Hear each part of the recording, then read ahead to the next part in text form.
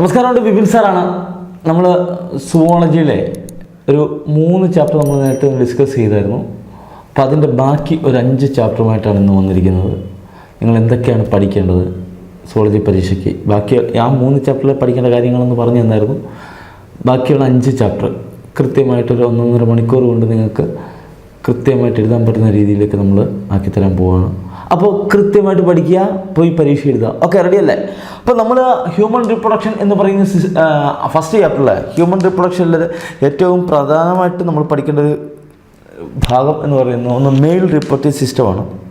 ആ mail reproductive സിസ്റ്റത്തിൽ പരീക്ഷയ്ക്ക് ചോദിക്കുന്ന ഒരു ഭാഗം എന്ന് പറയുന്നത് ശരിക്ക് അതിൻ്റെ ആ സ്ട്രക്ചർ, മെയിൽ റീപ്രൊഡക്റ്റീവ് സ്ട്രക്ചറിൽ സ്പേം ഉണ്ടാകുന്ന മുതൽ ആ സ്പേമിൻ്റെ മൂവ്മെൻറ്റ് മൊത്തം കാണിക്കുന്ന, അല്ലെങ്കിൽ മെയിൽ റീപ്രൊഡക്റ്റീവ് സിസ്റ്റത്തിൻ്റെ ഏതൊക്കെ ഭാഗത്തുകൂടി സ്പേംസ് കടന്നു പോകുന്നത് അതിൻ്റെ ഫ്ലോ ചാർട്ട് ചോദിക്കും. അപ്പോൾ അതും നമ്മളൊന്ന് മനസ്സിലാക്കണം. അതിന് ആദ്യം നമ്മൾ ടെസ്റ്റിസിലാണ് സ്പേം ഉണ്ടാകുന്നത്. അപ്പോൾ ടെസ്റ്റിസിൻ്റെ സ്ട്രക്ചർ നമ്മൾ നോക്കണം. ടെസ്റ്റിസ് നിങ്ങൾ നോക്കെങ്കിൽ ടെസ്റ്റിസിൽ ധാരാളം ചെറിയ ചെറിയ ട്യൂബ്സ് കാണാൻ പറ്റും, കോയിൽഡ് ട്യൂബ്സ്. ഇതിൻ്റെ പേരാണ് സെമിനിഫറസ് ട്യൂബ്യൂൾസ്. ആ സെമിനിഫറസ് ട്യൂബ്യൂൾസ് ഇങ്ങനെ കോയിൽ ചെയ്ത് കിടക്കുന്നു. ഈ സെമിനിഫറസ് ട്യൂബ്യൂൾസിനകത്താണ് സ്പേം ഉണ്ടാകുന്നത്. അതിനകത്ത് 2 തരത്തിലുള്ള സെൽസ് ഉണ്ട്, ജെം സെൽസും അതുപോലെ തന്നെ സെർട്ടോളി സെൽസും. ആ ജെം സെൽസ് ഡിവൈഡ് ചെയ്തിട്ട് എന്ത് ചെയ്യും, അല്ലെ സ്പെർമാറ്റോഗോണിയ സെൽസ് ഡിവൈഡ് ചെയ്തിട്ട് സ്പേമായിട്ട് മാറുന്നു. ആ സ്പേമിൻ്റെ മെച്ചുറേഷനെ സഹായിക്കാൻ, ന്യൂട്രിയൻസ് ഒക്കെ പ്രൊവൈഡ് ചെയ്തതിൻ്റെ മെച്ചുറേഷൻ ആൻഡ് ഡിഫറൻസിയേഷൻ സഹായിക്കുന്ന സെൽസാണ് സെർട്ടോളി സെൽ. അപ്പോൾ സെമിനിഫറസ് ട്യൂബ്യൂൾസിനകത്താണ് സ്പേം ഉണ്ടാകുന്നത്. ആ സ്പേം പതുക്കെ, ഉണ്ടാകുന്ന സ്പേം പതുക്കെ ഇങ്ങോട്ട് മൂവ് ചെയ്ത് ഈ ടെസ്റ്റിസിൻ്റെ പോസിറ്റീവ് പാർട്ടുള്ള ചെറിയ ഇറഗുലർ ക്യാവിറ്റിയിലേക്ക് വരും. കണ്ടോ, ഈ ഇറഗുലർ ക്യാവിറ്റിയുടെ പേരാണ് റെറ്റെ ടെസ്റ്റിസ്. ഇപ്പോൾ സ്പേം ഉണ്ടാകുന്ന സെമിനിഫറസ് ട്യൂബ്യൂളിലാണ്. അവിടെ നിന്നത് എവിടെത്തി? റെറ്റെ ടെസ്റ്റിസിലെത്തി. ഓക്കെ, ആ റെറ്റെ ടെസ്റ്റിസിൽ നിന്ന് സ്പേംസിനെ വെളിയിലേക്ക് കൊണ്ടുവരുന്ന ചെറിയ ട്യൂബ്സ് കാണാൻ പറ്റും. വാസ എഫറൻഷ്യ എന്ന് പറയുന്ന ചെറിയ ട്യൂബ്സ് കണ്ടോ, അതാണ് 3ാമത്തെ ആൾക്കാർ. ആ വാസ എഫറൻഷ്യ വന്നിട്ട് ചെറിയ കോയിൽഡായിട്ടുള്ള ഒരു ട്യൂബിലേക്ക് വന്ന് ഓപ്പൺ ചെയ്യുന്ന ആ ഹൈലി കോയിൽഡ് ട്യൂബിനെ പറഞ്ഞ പേരാണ് എപ്പിഡിഡിമിസ്. എപ്പിഡിഡിമിസിൻ്റെ പ്രത്യേകത ടെമ്പററി സ്റ്റോറേജ് ഓഫ് സ്പേം അവിടെയാണ് നടക്കുന്നത്. The temporary storage of sperm take place at എപ്പിഡിഡിമിസ്. അവിടെയാണ് താൽക്കാലിക സംഭരണ കേന്ദ്രം. ആ എപ്പിഡിഡിമിസിൽ നിന്ന് പിന്നെ പോകുന്ന ആ ഡക്റ്റിൻ്റെ പേരാണ് വാസ് ഡെഫറൻസ്. ഈ പോകുന്ന ഡക്റ്റിൻ്റെ പേരാണ് വാസ് ഡെഫറൻസ്. അപ്പോൾ 5 കൂട്ടരെ അവിടെ തന്നെ നമുക്ക് കിട്ടി. ആരൊക്കെ? സെമിനിഫറസ് ട്യൂബ്യൂള്, പിന്നെ റെറ്റെ ടെസ്റ്റിസ്, വാസ എഫറൻഷ്യ, എപ്പിഡിഡിമിസ്, വാസ് ഡെഫറൻസ്. ഇനി ഇപ്പുറത്തെ ആ പിക്ചറിലേക്ക് വരാമെങ്കിൽ ഈ പോകുന്നതാണ് വാസ് ഡെഫറൻസ്, ഈ പോകുന്നതാണ് വാസ് ഡെഫറൻസ്. ഈ വാസ് ഡെഫറൻസ് ഇങ്ങോട്ട് വന്നിട്ട് ഇവിടെ സെമിനൽ വെസിക്കിൾ എന്ന് പറഞ്ഞ ഗ്ലാൻഡ് സ്ട്രക്ചറുണ്ട്. ആ സെമിനൽ വെസിക്കിളിൽ നിന്ന് വരുന്ന ഡക്റ്റുമായിട്ട് ഫ്യൂസ് ചെയ്തൊരു കോമൺ ഇജാക്കുലേറ്റഡ് ഡക്റ്റ്. ഈ ഒരു ഭാഗത്തെ ഡക്റ്റാണ് ഇജാക്കുലേറ്റഡ് ഡക്റ്റ്. 2 ടെസ്റ്റിസ് ഉണ്ടായതുകൊണ്ട് 2 ഇജാക്കുലേറ്റഡ് ഡക്റ്റ്. അത് യൂറിനറി ബ്ലാഡറിന് താഴേക്ക് വരുന്ന യുറീത്രയിലേക്ക് വന്ന് ഓപ്പൺ ചെയ്യും. കണ്ടോ, യുറീത്ര. അപ്പോൾ സ്പേം വീണ്ടും ഇജാക്കുലേറ്റഡ് ഡക്റ്റ് കഴിഞ്ഞിട്ട് യുറീത്ര വഴി താഴേക്ക് വരുന്നു. അത് പെനിസിനുള്ളിൽ കൂടെ വന്ന് വെളിയിലേക്ക് റിലീസ് ചെയ്യുന്നു. ഇതാണ് മെയിൽ റീപ്രൊഡക്റ്റീവ് സിസ്റ്റത്തിലൂടെയുള്ള സ്പേമിൻ്റെ മൂവ്മെൻറ്റ് കാണിക്കുന്ന ഫ്ലോ ചാർട്ട്. ഇത് ഇമ്പോർട്ടൻ്റ് ആണ്, പരീക്ഷയ്ക്ക് ചോദിക്കും. പിന്നെ മറ്റൊരു കാര്യം, ഇപ്പോൾ നമ്മൾ കുറേ ഡക്റ്റ് പറഞ്ഞു. ആ ഡക്റ്റിൻ്റെ കൂടെ ചിലപ്പം ആംബുള്ള പറയും, അല്ലെ ഇസ്തുമസ് പറയും, അല്ലെങ്കിൽ ഇൻഫൻറ്റിബുലം പറയും, അല്ലെ ഫാലോപ്പിൻ ട്യൂബ് എന്ന് പറയും. എന്നിട്ട് find odd one give reason എന്ന് പറയും. അപ്പം മെയിൽ റീപ്രൊഡക്റ്റീവ് സിസ്റ്റത്തിലുള്ള ഡക്റ്റുകളും ഫീമെയിൽ റീപ്രൊഡക്റ്റീവ് സിസ്റ്റത്തിൻ്റെ സ്ട്രക്ചറും കൃത്യമായിട്ട് പഠിച്ചാൽ മാത്രമേ ഓഡ് വൺ എന്ന് നോക്കി നമുക്ക് പറയാൻ പറ്റത്തുള്ളൂ. അപ്പം ഓവറിയുടെ കേസ് ഫീമെയിൽ റീപ്രൊഡക്റ്റീവ് സിസ്റ്റത്തിൽ വരുമ്പം ഒരു പേർ ഓവറീസാണ്. എന്താ ഈ കാണുന്നത് ഓവറീസാണ് പ്രിൻസിപ്പൽ അല്ലെ പ്രൈമറി റീപ്രൊഡക്റ്റീവ് സ്ട്രക്ചർ എന്ന് പറയുന്നത്. അത് കഴിഞ്ഞിട്ട് വരുന്ന ഫാലോപ്പിൻ ട്യൂബാണിത്. ഈ ഫാലോപ്പിൻ ട്യൂബിന് 3 ഭാഗങ്ങൾ കാണാം. ഇസ്തുമസ് എന്ന് പറയുന്ന ഈ ഒരു ഭാഗം, ആംബുള എന്ന് പറയുന്നത് ഈ ഒരു വളവ്, അതുപോലെ ഈ ബ്രോഡായിട്ടുള്ള ഭാഗത്തെ ഇൻഫൻറ്റിബിൾ എന്ന് പറയും. ഈ 3 ഭാഗങ്ങൾ ഒന്നിച്ച് പറയുന്ന പേരാണ് ഫാലോപ്പിൻ ട്യൂബ്. അത് കഴിഞ്ഞിട്ട് ഈ ഓവർ നമ്മൾ യൂട്രസ് നമ്മൾ നോക്കാമെങ്കിൽ യൂട്രസിൻ്റെ വോളിൽ 3 തരത്തിലുള്ള മസിൽസ് നമുക്ക് കാണാം. 3 തരത്തിലുള്ള ലെയർ നമുക്ക് കാണാൻ പറ്റും. ഏറ്റവും പുറത്തുള്ളതിനെ പെരിമെട്രം, നടുക്കുള്ള മസ്കുലർ ലെയർ മയോമെട്രം, ഏറ്റവും അകത്തുള്ള എപ്പിത്തലിയൽ ലെയർ നമ്മൾ എൻഡോമെട്രം എന്ന് പറയും. ഈ എൻഡോമെട്രത്തിലേക്ക് വന്നിട്ടാണ് എംബ്രിയോ അറ്റാച്ച് ചെയ്ത് വളരാൻ തുടങ്ങുന്നത്. പിന്നെ യൂട്രസ് വെളിയിലേക്ക് തുറക്കുന്ന സെർവിക്സ് എന്ന് പറയുന്ന ഭാഗം, ആ സെർവിക്കൽ കനാലാണ് ഈ ഭാഗം. അത് കഴിഞ്ഞിട്ട് അത് വജനയിലേക്ക് വരുന്നു. ഇതുവഴിയാണ് ഓവം വെളിയിലേക്ക് പോകുന്നത്. ഈ ഓവറിൽ നിന്നാണ് ഓവം ഉണ്ടാകുന്നത്. ആ ഓവം കളക്ട് ചെയ്യാൻ വേണ്ടി ഈ ഫലപ്പിൻ ട്യൂബിൻ്റെ ഇൻഫൻറ്റിബിൾ എന്ന് പറയുന്ന ഭാഗത്ത് ചെറിയ ഫിംഗർ ലൈക്ക് സ്ട്രക്ചേഴ്സ് ഉണ്ട്. അതിനെ വിളിക്കുന്ന പേരാണ് ഫിംബ്രിയെ.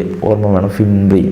അപ്പോൾ ഇത്തരം കാര്യങ്ങളാണ് മെയിൽ റീപ്രൊഡക്റ്റീവ് സിസ്റ്റത്തിൽ നമ്മളൊന്ന് ശ്രദ്ധിച്ച് ഫീമെയിൽ റീപ്രൊഡക്റ്റീവ് സിസ്റ്റത്തിൽ നമ്മൾ ശ്രദ്ധിച്ചൊന്ന് മനസ്സിലാക്കി വെക്കേണ്ടത്.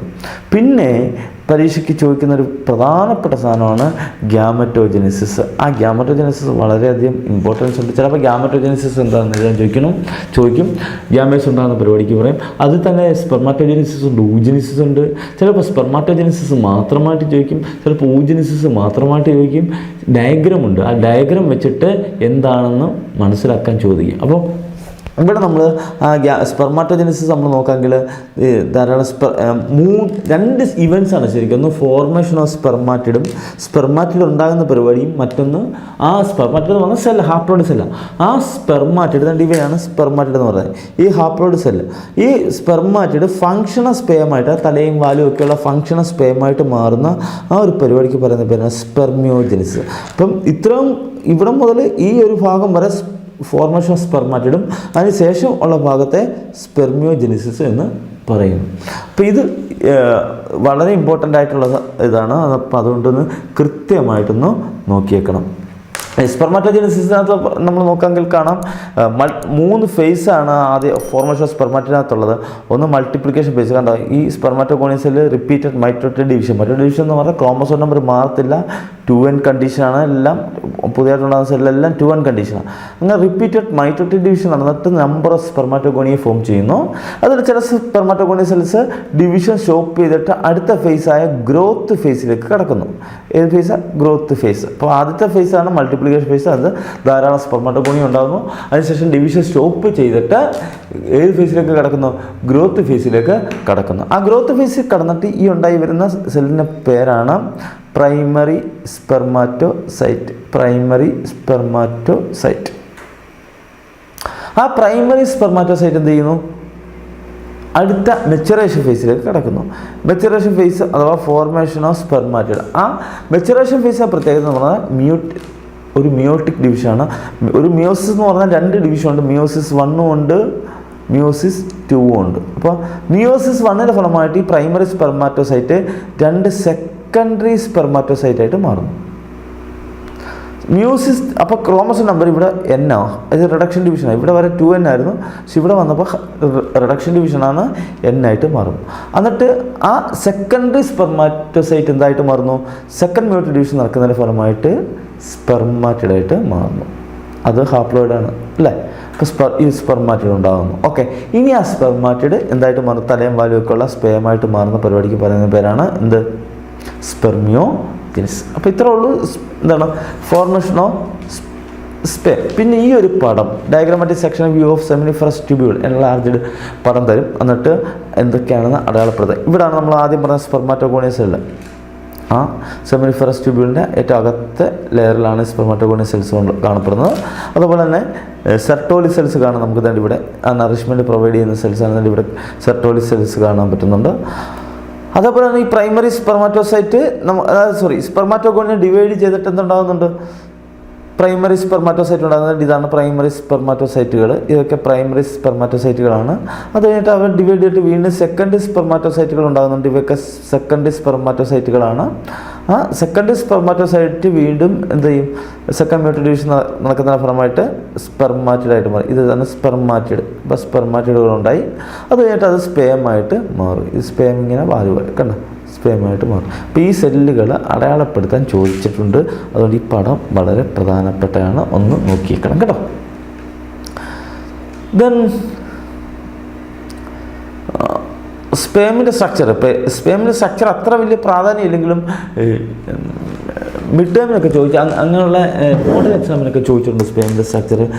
സ്പേമിന് 4 ഭാഗങ്ങൾ കാണാം. ഒരു ഹെഡ് കാണാം, ഒരു ചെറിയൊരു നെക്ക് കാണാം, പിന്നെ ഒരു മിഡിൽ പീസ് കാണാം, ദെൻ ഒരു ടെയില് കാണാം. ഇങ്ങനെ 4 ഭാഗങ്ങളാണ് ഒരു സ്പേമിന് ഉള്ളത്. അപ്പോൾ head, neck, middle piece, tail, ഇങ്ങനെ 4 ഭാഗം. ഹെഡ് നമ്മൾ നോക്കാമെങ്കിൽ ഹെഡിനകത്ത്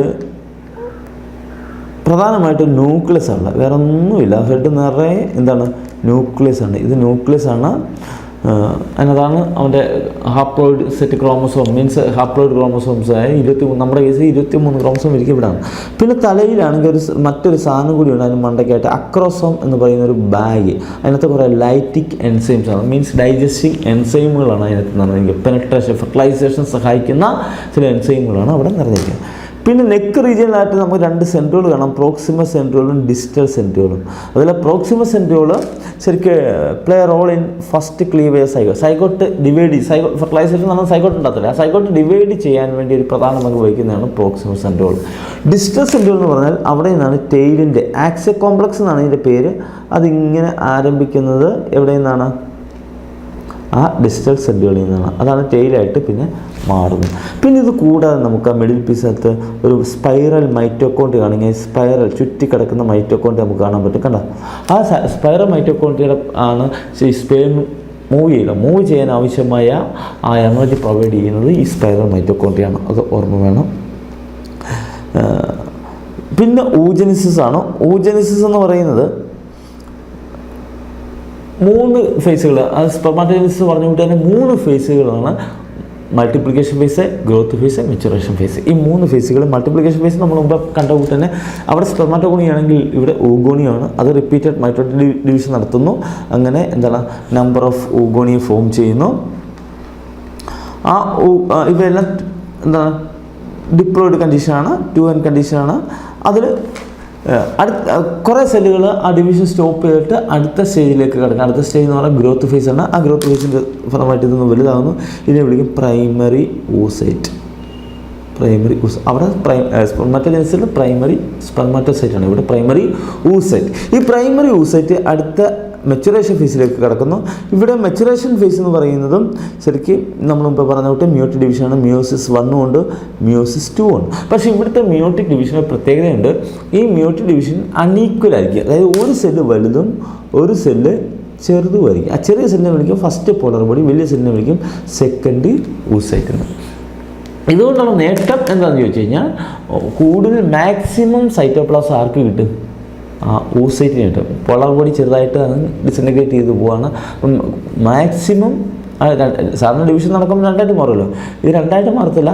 ഭൂരിഭാഗം ഈ ഒരു സെല്ലിൽ തന്നെ സെക്കൻഡ് സ്പെർമാറ്റോസൈറ്റിൽ തന്നെ കിട്ടും. ആ സെല്ലിലെ മെറ്റീരിയൽ മൊത്തം സൈറ്റോപ്ലാസം ഉൾപ്പെടെയുള്ള സാധനമെല്ലാം ഈ സെക്കൻഡ് ഊസൈറ്റിന് കിട്ടും. അതാണ് അതിൻ്റെ ഒരു പ്രാധാന്യം. പിന്നെ ഇത് വീണ്ടും മിയോസിസ് 2 നടക്കും. മിയോസിസ് 2 എന്താണ് ഈ മിയോസിസ് 1 നടക്കുമ്പോൾ ഉണ്ടാകുന്ന എന്താണ് സെക്കൻഡ് ഊസൈറ്റ് എന്ന് പറഞ്ഞാൽ എന്താണ് ഹാപ്ലോയിഡ് കണ്ടീഷനാണ്.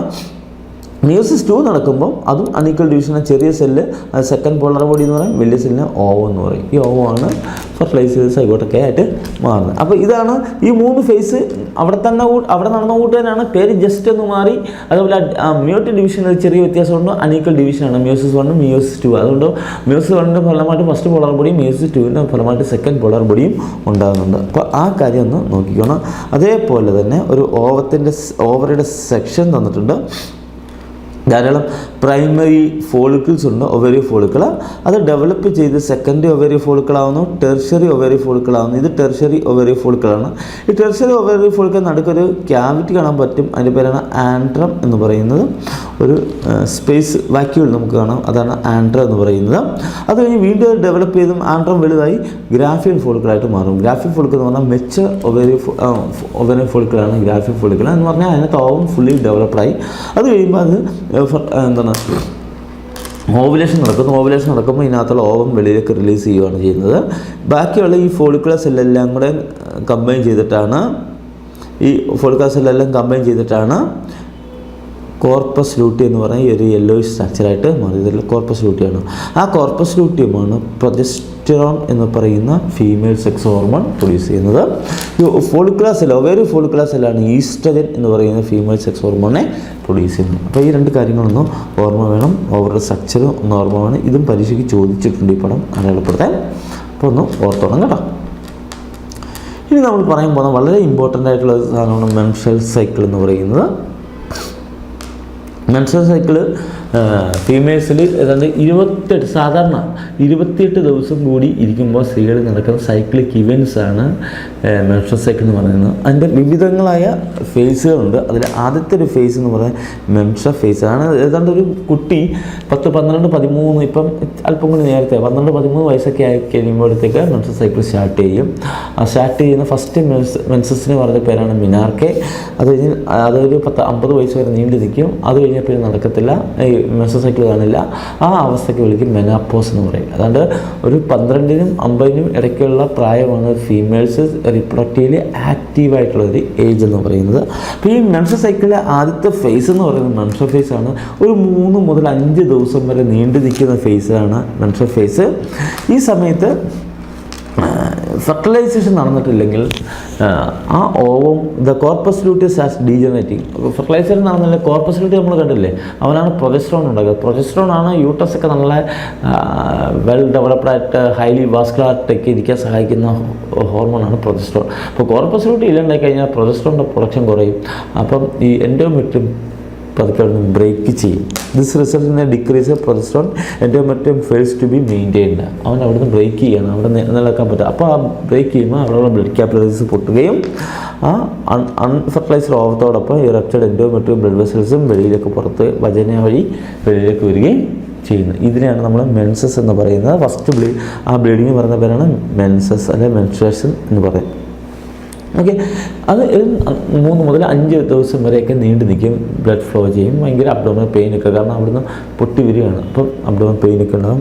ദെൻ രണ്ടാമത്തെ ഫേസ് എന്ന് പറയുന്നത് ഫോളിക്കുലർ ഫേസ് ആണ്. അടുത്ത ഓവൻ ഡെവലപ്പ് ചെയ്യാൻ പോവാം. അടുത്ത പ്രൈമറി ഓവറി ഫോളിക്കിൾ ഡെവലപ്പ് ചെയ്ത് ഗ്രാഫിക് ഫോളിക്കിളൊക്കെ പോവാണ്. ഇത് 14ാമത്തെ ദിവസം വരെ നീണ്ടു നിൽക്കും. ഏത് ഫോളിക്കുലർ ഫേസ് അല്ല പ്രോലിഫറേറ്ററി ഫേസ് എന്നും പറയും. പ്രോലിഫറേറ്ററി ഫേസ് അഥവാ ഫോളിക്കുലർ ഫേസ് എന്ന് പറയും.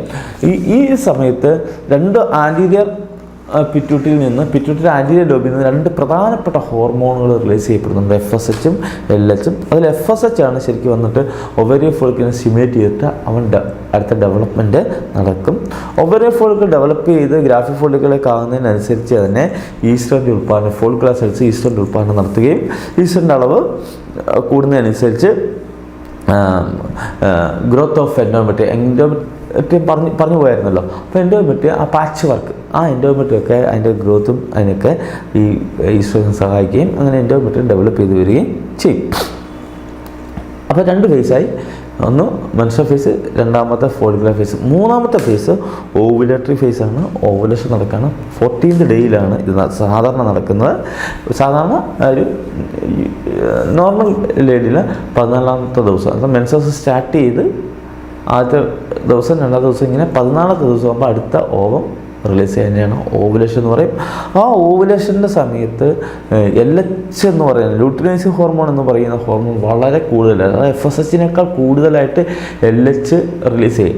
അങ്ങനെ റിലീസ് ചെയ്യാൻ കാരണം എന്താണെന്ന് ചോദിച്ചു കഴിഞ്ഞാൽ ഈ 14ാമത്തെ ദിവസം ആയി കഴിയുമ്പോൾ ഈസ്ട്രോൺ ഗ്രാഫിക് ഫോളിക്കിളായിട്ടുണ്ട്, ഈസ്ട്രോൻ്റെ അളവ് വളരെ കൂടുതലായിരിക്കും. അത് ഹൈപ്പോതലാമസ് മനസ്സിലാക്കിക്കൊണ്ടാണ് ആൻറ്റീരിയർ ലോബിയിൽ നിന്ന് FSH-നെ റിലീസ് ചെയ്യുന്നതിനെ കുറച്ചുകൊണ്ട് LH കൂടുതൽ അധികരിച്ച് റിലീസ് ചെയ്യുക. അതിനെ വിളിക്കുന്ന പേരാണ് LH സർജ്. അതിൻ്റെ ഫലമായിട്ടാണ് ആ ഗ്രാഫിക് ഫോളിക്കിൾ റപ്ചർ ചെയ്തിട്ട് അതിനകത്ത് ഓവത്തെ വെളിയിലേക്ക് റിലീസ് ചെയ്യുന്നു. അതിനെ പറയുന്ന പേരാണ് ഓവുലേഷൻ.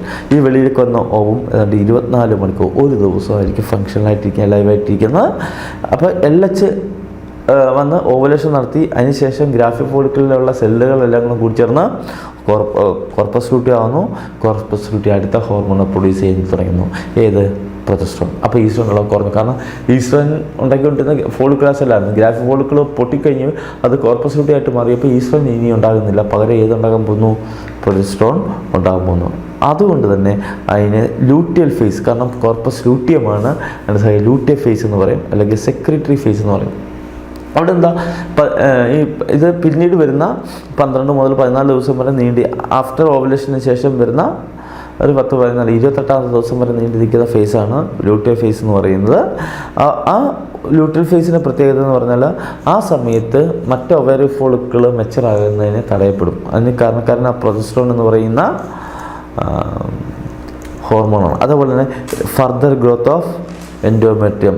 എൻഡോമെട്രിയം ശരിക്കും ഇംപ്ലാന്റേഷനെ സജ്ജമാക്കത്തക്ക വിധത്തിലുള്ള വീണ്ടും കൂടുതൽ വളരെ ഡെവലപ്പ് ചെയ്യുന്നു. അതേപോലെ തന്നെ ഹൈലി വാസ്കുലറായിട്ട് മാറുന്നു. ഇതൊക്കെ പ്രൊജസ്ട്രോണിൻ്റെ ഫലമായിട്ടാണ്. ഫെർട്ടിലൈസേഷൻ നടന്നിട്ടില്ല എങ്കിൽ കുറച്ച് ദിവസം കഴിയുമ്പോഴത്തേക്ക് കോർപ്പസ് ലൂട്ടിയം ഡീജനറേറ്റ് ചെയ്യാൻ തുടങ്ങുന്നു.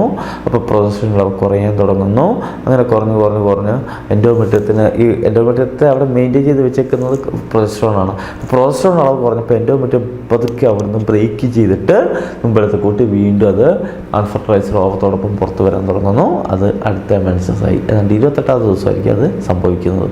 അപ്പോൾ അതാണ് അടുത്ത മെൻസസ്. അപ്പം ഈ ഒരു കാര്യത്തിൽ ഇപ്പം നമ്മൾ ഈ പറഞ്ഞ കാര്യങ്ങളെല്ലാം കൂടെ ഒരൊറ്റ ഗ്രാഫായിട്ട് തന്നിട്ടുണ്ട്. ഈ ഗ്രാഫ് ഇമ്പോർട്ടൻ്റ് ആണ്. പരീക്ഷയ്ക്ക് ഈ ഗ്രാഫ് തന്നിട്ട് ഇതിൽ നിന്ന് നിങ്ങൾ മനസ്സിലായിട്ടുള്ള കാര്യങ്ങൾ എന്തൊക്കെയാണെന്ന് കൃത്യമായിട്ട് ഞാൻ ചോദിച്ചിട്ടുണ്ട്. ഇതിൽ ആ ഗ്രാഫ് നമ്മൾ നോക്കാമെങ്കിൽ ഒന്ന് പിറ്റ്യൂട്ടറി ഹോർമോണിൻ്റെ അളവിലുള്ള വേരിയേഷൻ ലെവൽ അതാണ് കാണിച്ചിരിക്കുന്നത്. രണ്ടാമത് കാണിച്ചിരിക്കുന്ന ഒവേറിയൻ ഇവൻറ്റ്സ്, അതായത് ഓവറിക്കകത്ത് എന്തൊക്കെ നടക്കുന്നു. മൂന്നാമത്തെ എന്ന് പറയുന്നത് ovarian hormone level. Ovary 2 hormone ഉണ്ടാക്കുന്ന ഈസ്ട്രജനും പ്രൊജസ്ട്രോണും. ലാസ്റ്റ് വൺ യൂട്രൈനുള്ള ഇവൻറ്റ്സ്. യൂട്രൈൻ്റെ ഡെവലപ്മെൻറ്റിലും അവിടെ ഉണ്ടാകുന്ന മെൻസസ് ഉൾപ്പെടെയുള്ള ബ്ലീഡിങ് ഉൾപ്പെടെയുള്ള കാര്യങ്ങളുമാണ് തന്നിരിക്കുന്നത്. നോക്കിയേ, ഞാൻ ആദ്യമേ പറഞ്ഞ 2 ഹോർമോണാണ് പിറ്റ്യൂട്ടറി ആൻറ്റിലോബിയിൽ നിന്ന് റിലീസ് ചെയ്യപ്പെടുന്നത്. FSH ഉം LH ഉം. FSH വരുന്നതിൻ്റെ ഫലമായിട്ട് ഒവേറിയ ഫോളുകൾ ഡെവലപ്പ് ചെയ്യാൻ തുടങ്ങുന്നു. ഡെവലപ്പ് ചെയ്ത് പ്രൈമറി, സെക്കൻഡറി, ടെർഷറി. അത് 14ാമത്തെ ദിവസം ആകുമ്പോഴത്തേക്ക്, ഏതാണ്ട് 14ാമത്തെ ദിവസമൊക്കെ ആകുമ്പോഴത്തേക്ക് ഗ്രാഫിയൻ ഫോളിക്കിലേക്ക് എത്തുന്നു കൃത്യമായിട്ട്. അപ്പോൾ FSHനേക്കാൾ ഇത് FSH ആണ്, അതിനേക്കാൾ കൂടുതൽ LH പ്രൊഡ്യൂസ്.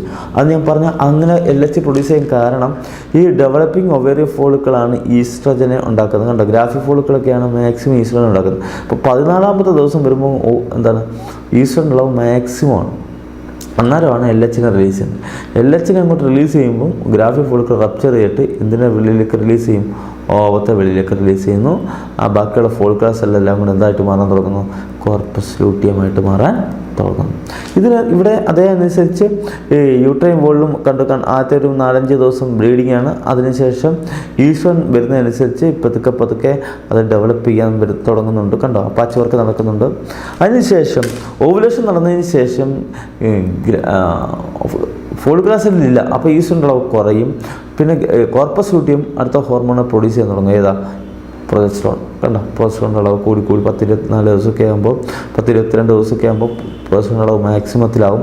പക്ഷേ ഫെർട്ടിലൈസേഷൻ നടന്നില്ല എന്ന് മനസ്സിലാകുമ്പോൾ കോർപ്പസ് ലൂട്ടിയം ഡീജനറേറ്റ് ചെയ്യാൻ പോകാം.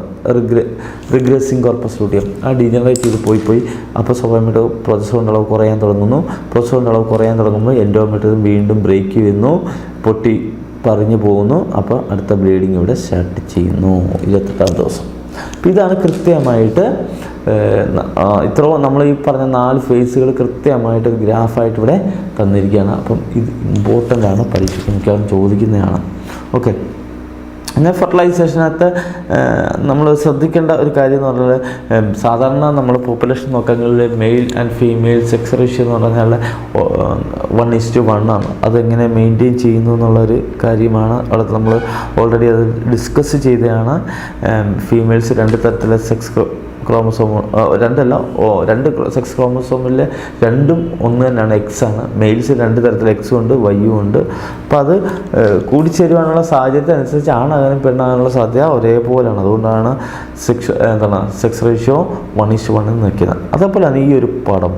ഇത് ഫെർട്ടിലൈസേഷൻ നടക്കുന്നതിന് ശേഷമുള്ള ഫെർട്ടിലൈസേഷൻ നടക്കുന്നതിൻ്റെ ഈ ഒരു ജംഗ്ഷനെ വെച്ചാണ് കാണാം. ഈ ഇസ്തമിക് ആംബുലറി ജംഗ്ഷൻ എന്ന് പറയും. ഇവിടെയാണ് സ്പേമും ഓവവും തമ്മിൽ കൂടിച്ചേരുന്നത്. ഇവിടെ ഓവത്തെ റിലീസ് ചെയ്ത് കഴിഞ്ഞാൽ ഈ ഓവ ഇങ്ങനെ മൂവ് ചെയ്ത് ഇവിടെ വരുമ്പോൾ ഇവിടുന്ന് സ്പേം കയറി വരുന്നു. ഇവിടെ വെച്ച് ഫെർട്ടിലൈസേഷൻ നടക്കുന്നു.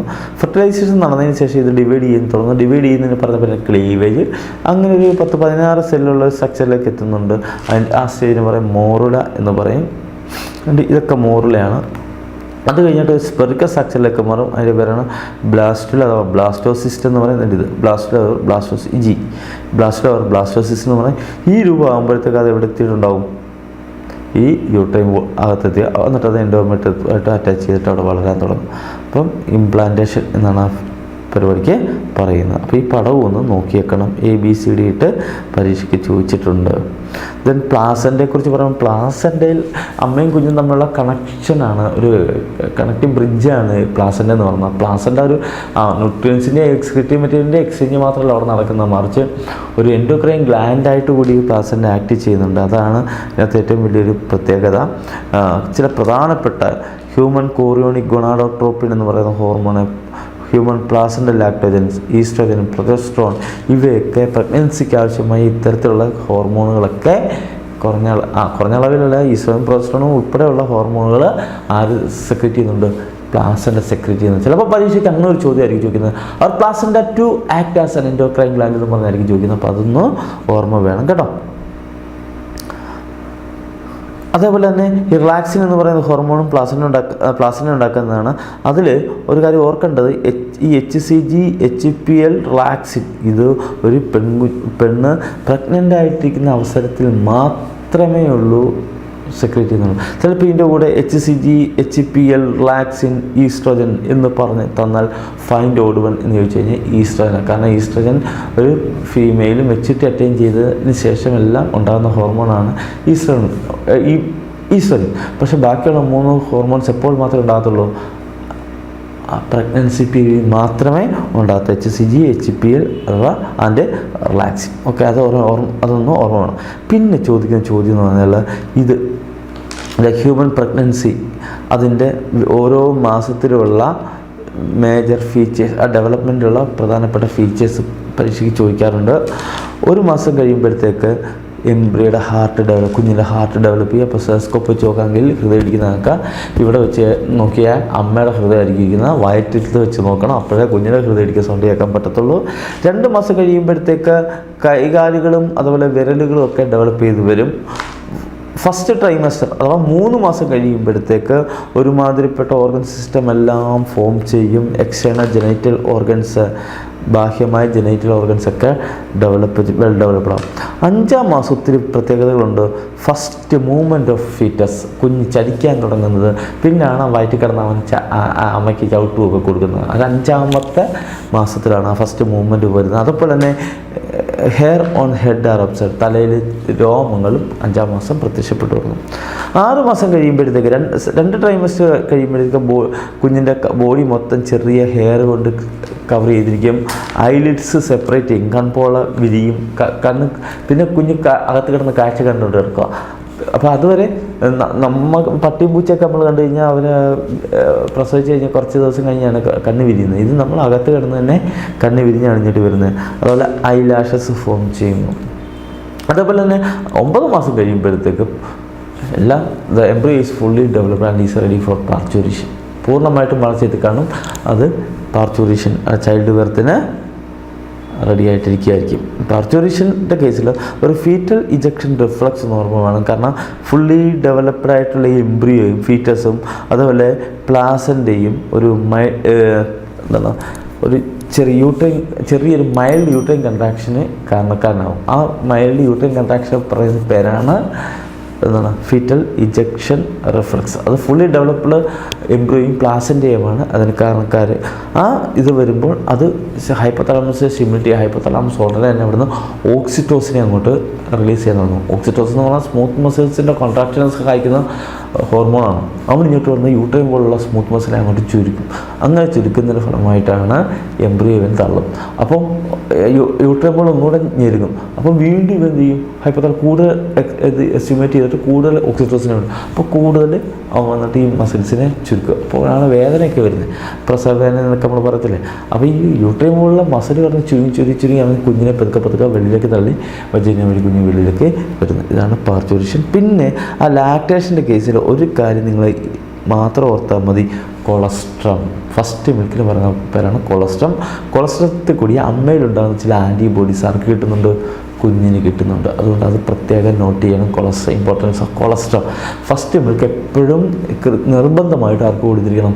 കുഞ്ഞിന് കൊടുത്തിരിക്കണം. കുഞ്ഞിന് കിട്ടുന്ന ആദ്യത്തെ പാസീവ് ഇമ്മ്യൂണിറ്റി എന്ന് പറയുന്നതാണ് കൊളസ്ട്രോളിൽ കൂടെ കിട്ടുന്ന ആൻറ്റിബോഡി. അതുകൊണ്ട് തീർച്ചയായും കുഞ്ഞിൻ്റെ ഇമ്മ്യൂണിറ്റിയൊക്കെ ഡെവലപ്പ് ചെയ്യാൻ ഏറ്റവും അത്യാവശ്യമായ കൊളസ്ട്രോൾ കുഞ്ഞിന് കൊടുത്തിരിക്കണം. അപ്പോൾ അത് മിക്കവാറും പരീക്ഷ ഇമ്പോർട്ടൻസ് ഓഫ് കൊളസ്ട്രോൾ എന്ന് പറഞ്ഞ് ചോദിച്ചിട്ടുണ്ട്. ഓക്കെ, അപ്പോൾ ഒന്നാമത്തെ ചാപ്റ്റർ ഇത്രയും പഠിച്ചാൽ മതി. ഇനി നമ്മൾ രണ്ടാമത്തെ ചാപ്റ്ററാണ് ഡിസ്കസ് ചെയ്യാൻ പോകുന്നത്. റെഡിയല്ലേ? റീപ്രൊഡക്റ്റീവ് ഹെൽത്ത് എന്ന് പറയുന്ന ചാപ്റ്ററിനകത്ത് നമ്മൾ വളരെ പ്രാധാന്യം ഉള്ള ഒരു ഭാഗം എന്ന് പറയുന്നത് ശരിക്ക് ബർത്ത് കൺട്രോൾ മെത്തേഡ്സ് ആണ്. അതിൽ കോൺട്രാസെപ്റ്റീവ്സ് എന്ന് പറയുന്ന ഭാഗമാണ് ഏറ്റവും ഇമ്പോർട്ടൻ്റ് ആയിട്ടുള്ള ഒരു ടോപ്പിക്ക്. ബർത്ത് കൺട്രോൾ മെത്തേഡ്സ് അല്ലെങ്കിൽ കോൺട്രാസെപ്റ്റീവ്സ്, ഗർഭനിരോധന മാർഗങ്ങൾ, ജനന നിയന്ത്രണ മാർഗങ്ങളിനകത്ത് വരുന്നതാണ് ഗർഭനിരോധന മാർഗങ്ങൾ. അത് പലതരത്തിലുള്ള ഗർഭനിരോധന മാർഗങ്ങളുണ്ട്. അത് കോൺട്രാസെപ്റ്റീവ്സ് ഉണ്ട്. ഒന്ന് നാച്ചുറൽ ഓർ ട്രഡീഷണൽ, രണ്ട് ബാരിയേഴ്സ്, പലതരത്തിലുള്ള barriers, then intra uterine devices അഥവാ IUDs, ദെൻ ഓറൽ കോൺട്രാസെപ്റ്റീവ്സ്, അതായത് നമ്മൾ മരുന്നുകൾ, പിൽസ് ഉണ്ടല്ലോ, അങ്ങനെയുള്ള കോൺട്രാസെപ്റ്റീവ്സ്, ദെൻ ഇൻജെക്റ്റബിൾ ആൻഡ് ഇംപ്ലാൻറ്റ്സ്, ഇൻജെക്റ്റ് ചെയ്യുന്ന അത് സ്കിന്നടിയിലേക്ക് ഇംപ്ലാൻറ്റ് ചെയ്യുന്നതുമായ ഹോർമോണുകളാണ്. അത്തരത്തിലുള്ള കോൺട്രാസെപ്റ്റീവ്സ് ഉണ്ട്. Then last one surgical method. ഇങ്ങനെ 6 വിധത്തിലുള്ള കോൺട്രാസെപ്റ്റീവ്സ് ആണ് ഇതിനകത്ത്, കോൺട്രാസെപ്റ്റീവ് മെത്തേഡ്സാണ് ഇതിനകത്തുള്ളത്, ഇതിനകത്ത് നമുക്ക് പഠിക്കാനുള്ളത്. അപ്പോൾ അതിലെ നാച്ചുറൽ മെത്തേഡ് അത് മാത്രമായിട്ട് ചിലപ്പോൾ ചോദിച്ചിട്ടുണ്ട്. നാച്ചുറൽ മെത്തേഡിനകത്ത് 3 എണ്ണമാണ്: periodic abstinence, coitus interrupt or withdrawal, then lactation, amenorrhea. ഈ 3 കാര്യങ്ങളാണ് അതിനകത്തുള്ളത്. അതിൽ പീരിയോഡിക് ആബ്സിനൻസ് എന്ന് പറഞ്ഞാൽ സേഫ് പീരീഡ് എന്ന് പറഞ്ഞാൽ, അതായത് ഓവുലേഷൻ, ഒരു മെൻസ്ട്രൽ സൈക്കിൾ നടന്ന് അടുത്ത ഓവൻ ഡെവലപ്പ് ചെയ്ത് 14ാമത്തെ ദിവസമാണ് ഗ്രാഫിക് ഫോളിക്കിൾ വരുന്നത്. അതായത് ഓവുലേഷൻ നടക്കുന്നത് 14ാമത്തെ ദിവസം. അപ്പോൾ അതിനൊരു 3-4 ദിവസം മുൻകൂട്ടി കണ്ടുകൊണ്ട് നമ്മൾ ചെറിയൊരു ഗ്യാപ്പ്, ഏതാണ്ട് ഒരു 10ാമത്തെ ദിവസം.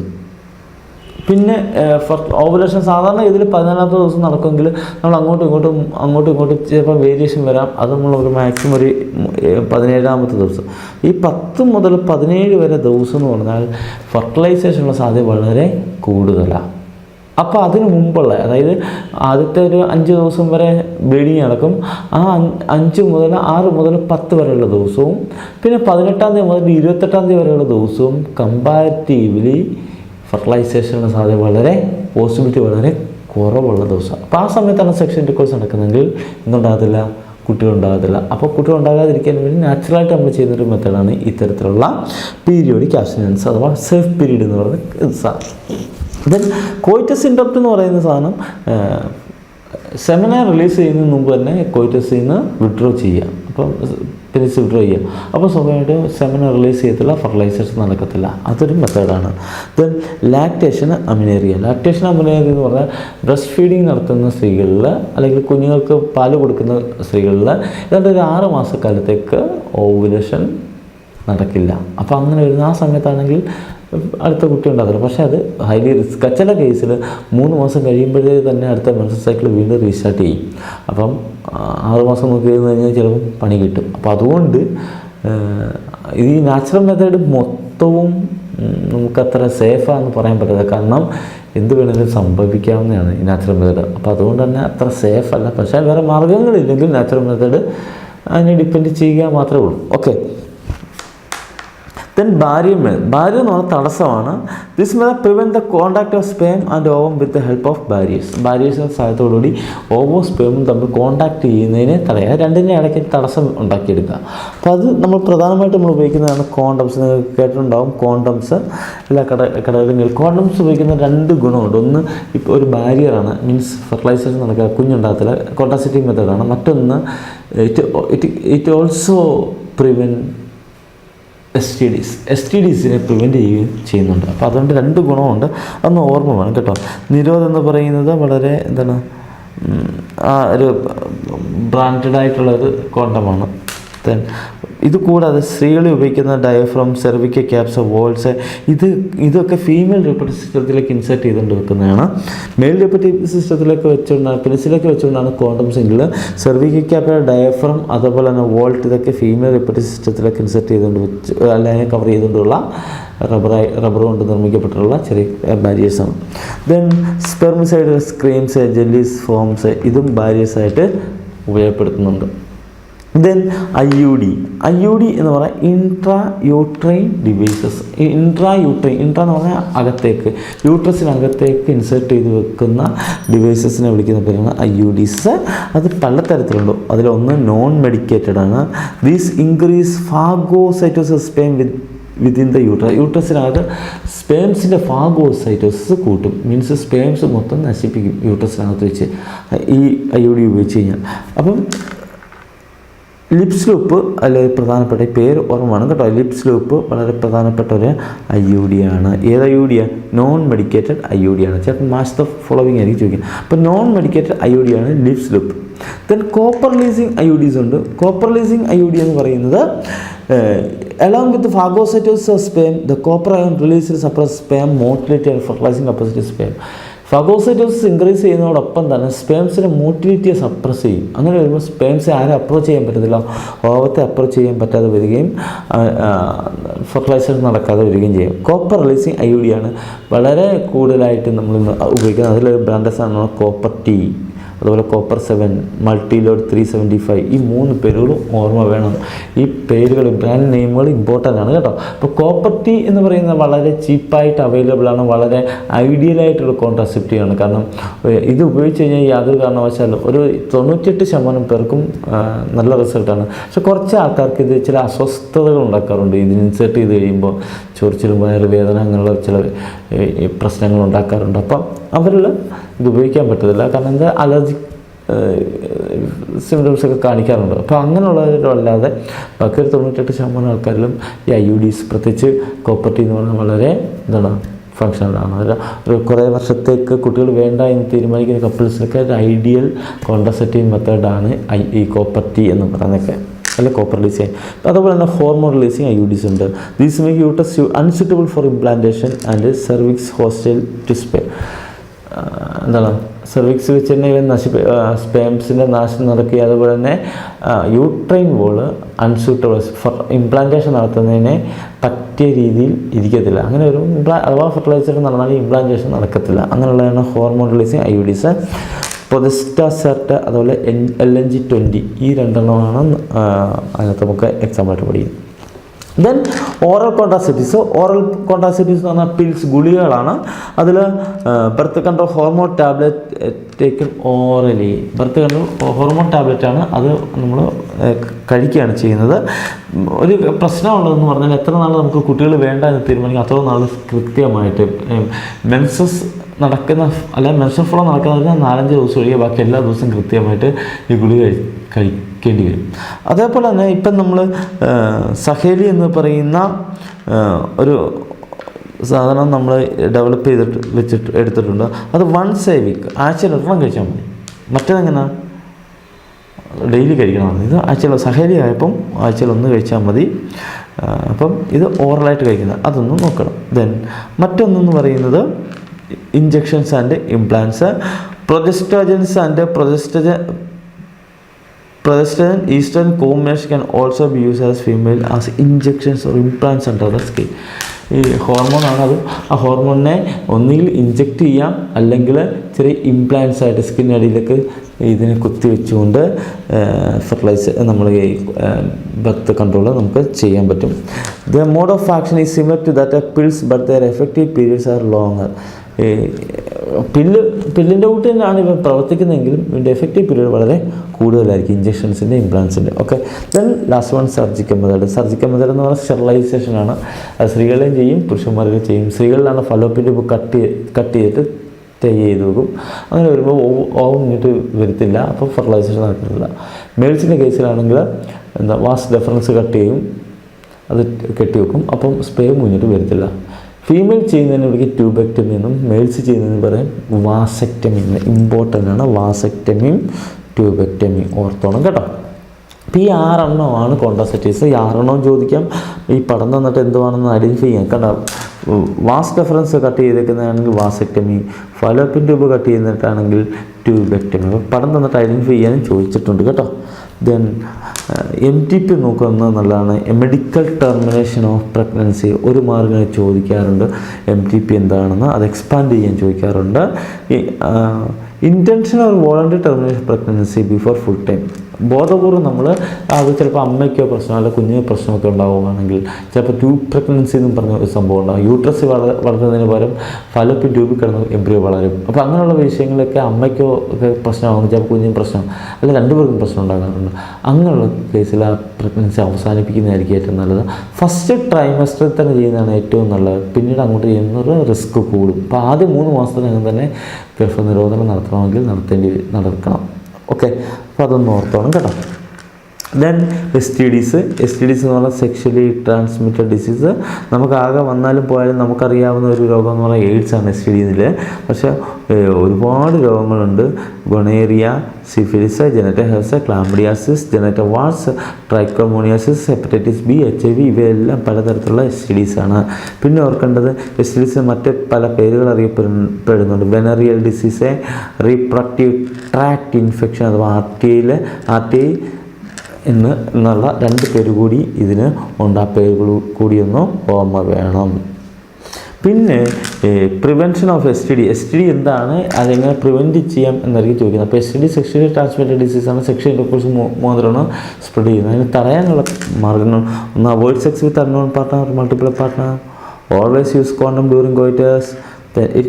ഇൻ കേസ് ഓഫ് ഡൗട്ട് എന്താ പ്രശ്നമുണ്ടെങ്കിൽ ഉടനെ തന്നെ ഒരു ഡോക്ടറെ സമീപിക്കുക. ഇത്രയാണ് ആ 3 കാര്യങ്ങളാണ് അവിടെ. അപ്പോൾ മൾട്ടിപ്പിൾ പാർട്ട്നേഴ്സിന് അല്ലെങ്കിൽ അൺനോൺ പാർട്ട്നേഴ്സുമായിട്ടുള്ള sexual intercourse നടത്താതിരിക്കുക.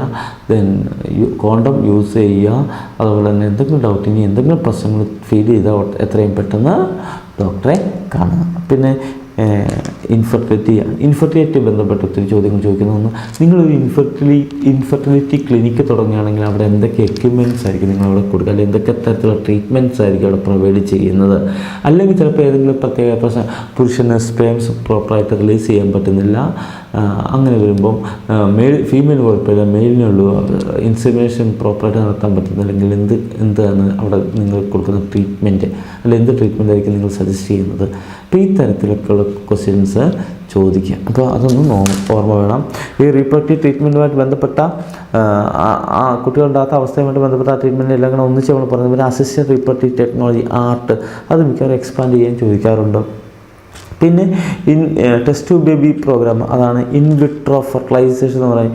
In vitro outside the ബോഡിക്ക് വെളിയിൽ വെച്ച് എന്താണ് ഫെർട്ടിലൈസേഷൻ നടത്തുക.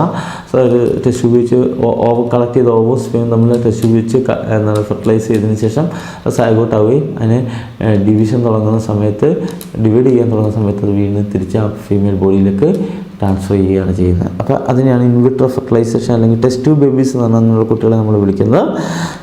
ഈ അകത്തേക്ക് നമ്മൾ സൈഗോട്ട് ഡിവൈഡ് ചെയ്ത് എംബ്രിയോയിട്ട് മാറി നമ്മൾ അകത്തേക്ക് കൊടുക്കുന്നത്. അത് ഒരു 8 ബ്ലാസ്റ്റോമിയർ വരെ ആയിട്ടുള്ളെങ്കിൽ നമ്മൾ ഫാലോപ്പിൻ ട്യൂബിലേക്ക്, അന്നേരം നമ്മൾക്ക് സൈഗോട്ട് ഇൻട്രാ ഫാലോപ്പിൻ ട്രാൻസ്ഫർ എന്ന് വിളിക്കും. ഇതിനകത്ത് തന്നെ ഒരു മെത്തേഡാണ്. 8 ബ്ലാസ്റ്റോമിയർ വരെ ആയിട്ടുള്ളെങ്കിൽ നമ്മൾ ഫാലോപ്പിൻ ട്യൂബിൽ, പിന്നെ അതിങ്ങോട്ട് വന്ന് പതുക്കെ വന്ന് എവിടെ വന്ന് 7ാമത്തെ ദിവസം ആകുമ്പോൾ ഇംപ്ലാന്റേഷൻ നടക്കും.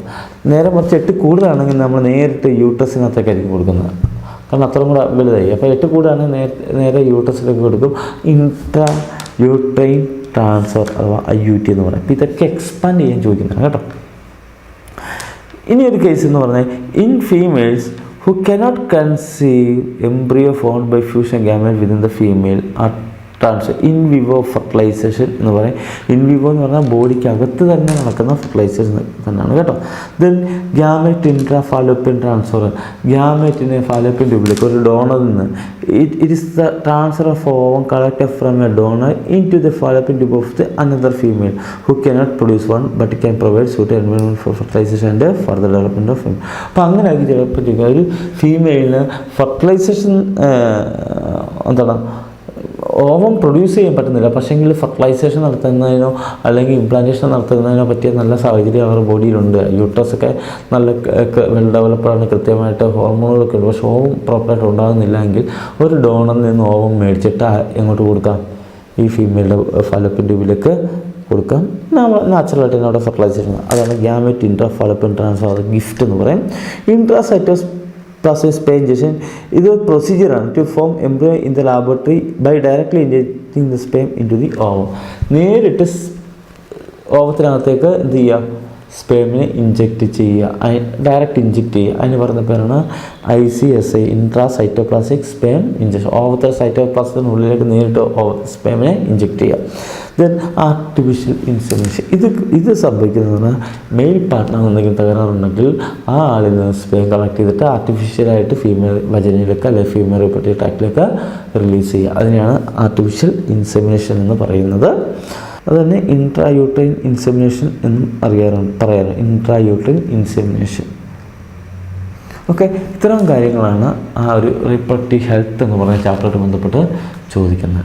അടുത്ത ഒരു ചാപ്റ്ററിലേക്ക് നമുക്ക് പോകാം. Human health and disease. ഒരു വലിയൊരു ചാപ്റ്ററാണ്. അപ്പം അതിനകത്ത് നമുക്ക് പ്രധാനമായിട്ട് നമ്മൾ പഠിക്കേണ്ട കുറേ കാര്യങ്ങളെന്ന് പറയുന്ന ഒന്ന് പലതരത്തിലുള്ള ഡിസീസ്. അതിൽ നിന്ന് കുറേ എ പാർട്ട് മീൻസ് ഒരു മാർക്കിൻ്റെയൊക്കെ ക്വസ്റ്റ്യൻസ്, അതേപോലെ മാച്ച് ദ ഫോളോവിങ്ങിനുള്ള ക്വസ്റ്റ്യൻസ്, ഇതൊക്കെയാണ് അതിനകത്ത് ചോദിക്കുന്നത്.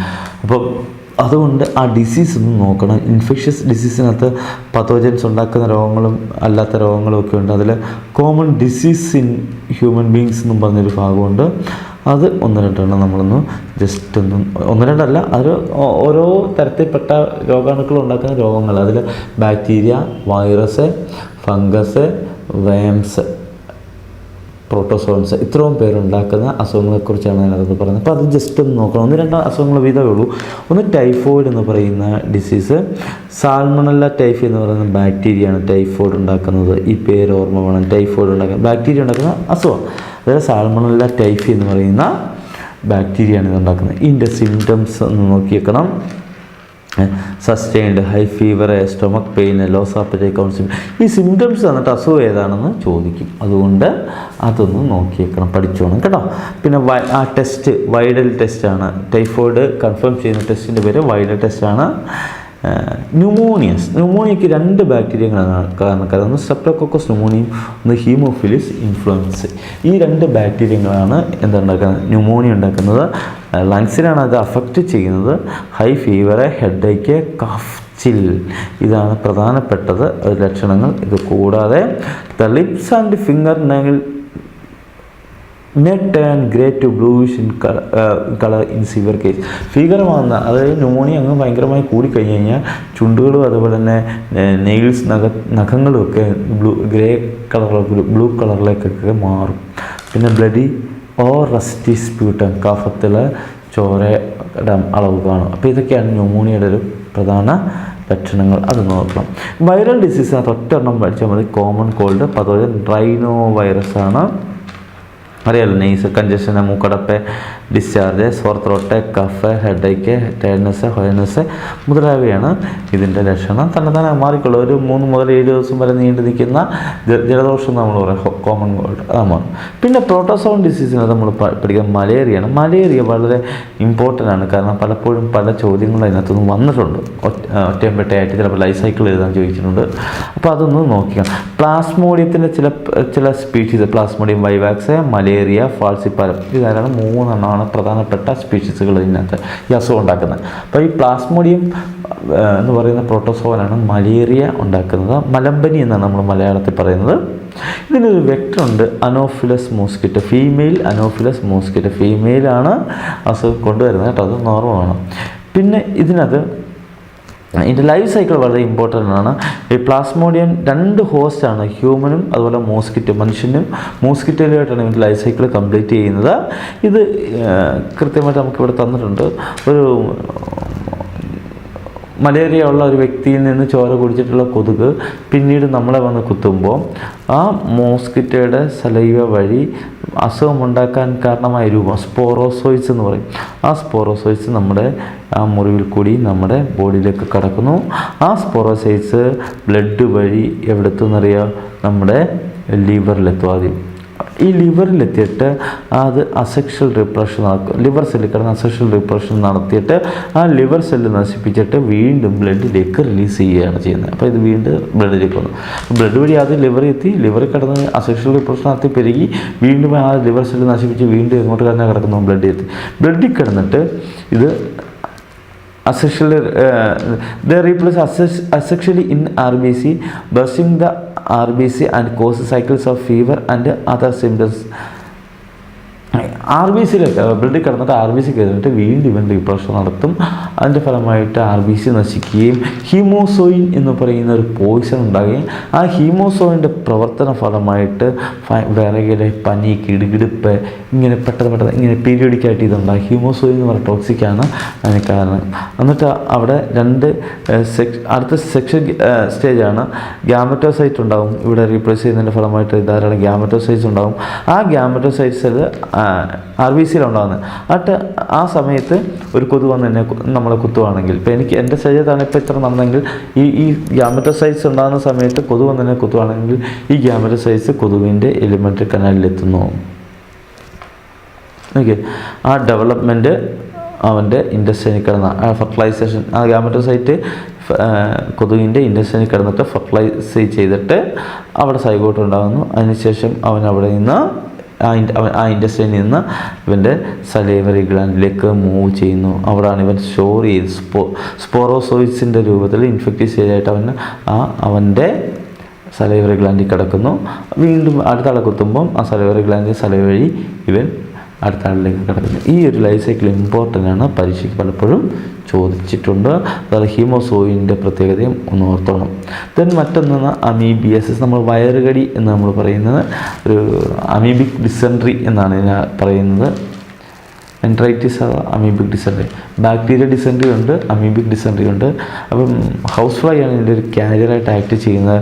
കോൺസ്റ്റിപ്പേഷൻ, വയറ്റിൽ നിന്ന് പോകാതെ വേദന ഉണ്ടാകും, മലബന്ധം ഉണ്ടാകുക, ആൾട്ടർനേഷൻ വിത്ത് ഡയറിയ. എന്നാൽ അതോടൊപ്പം തന്നെ പോകുന്നുമില്ലെന്നാൽ പെട്ടെന്ന് വയറിളി പോവുകയും ചെയ്യുക.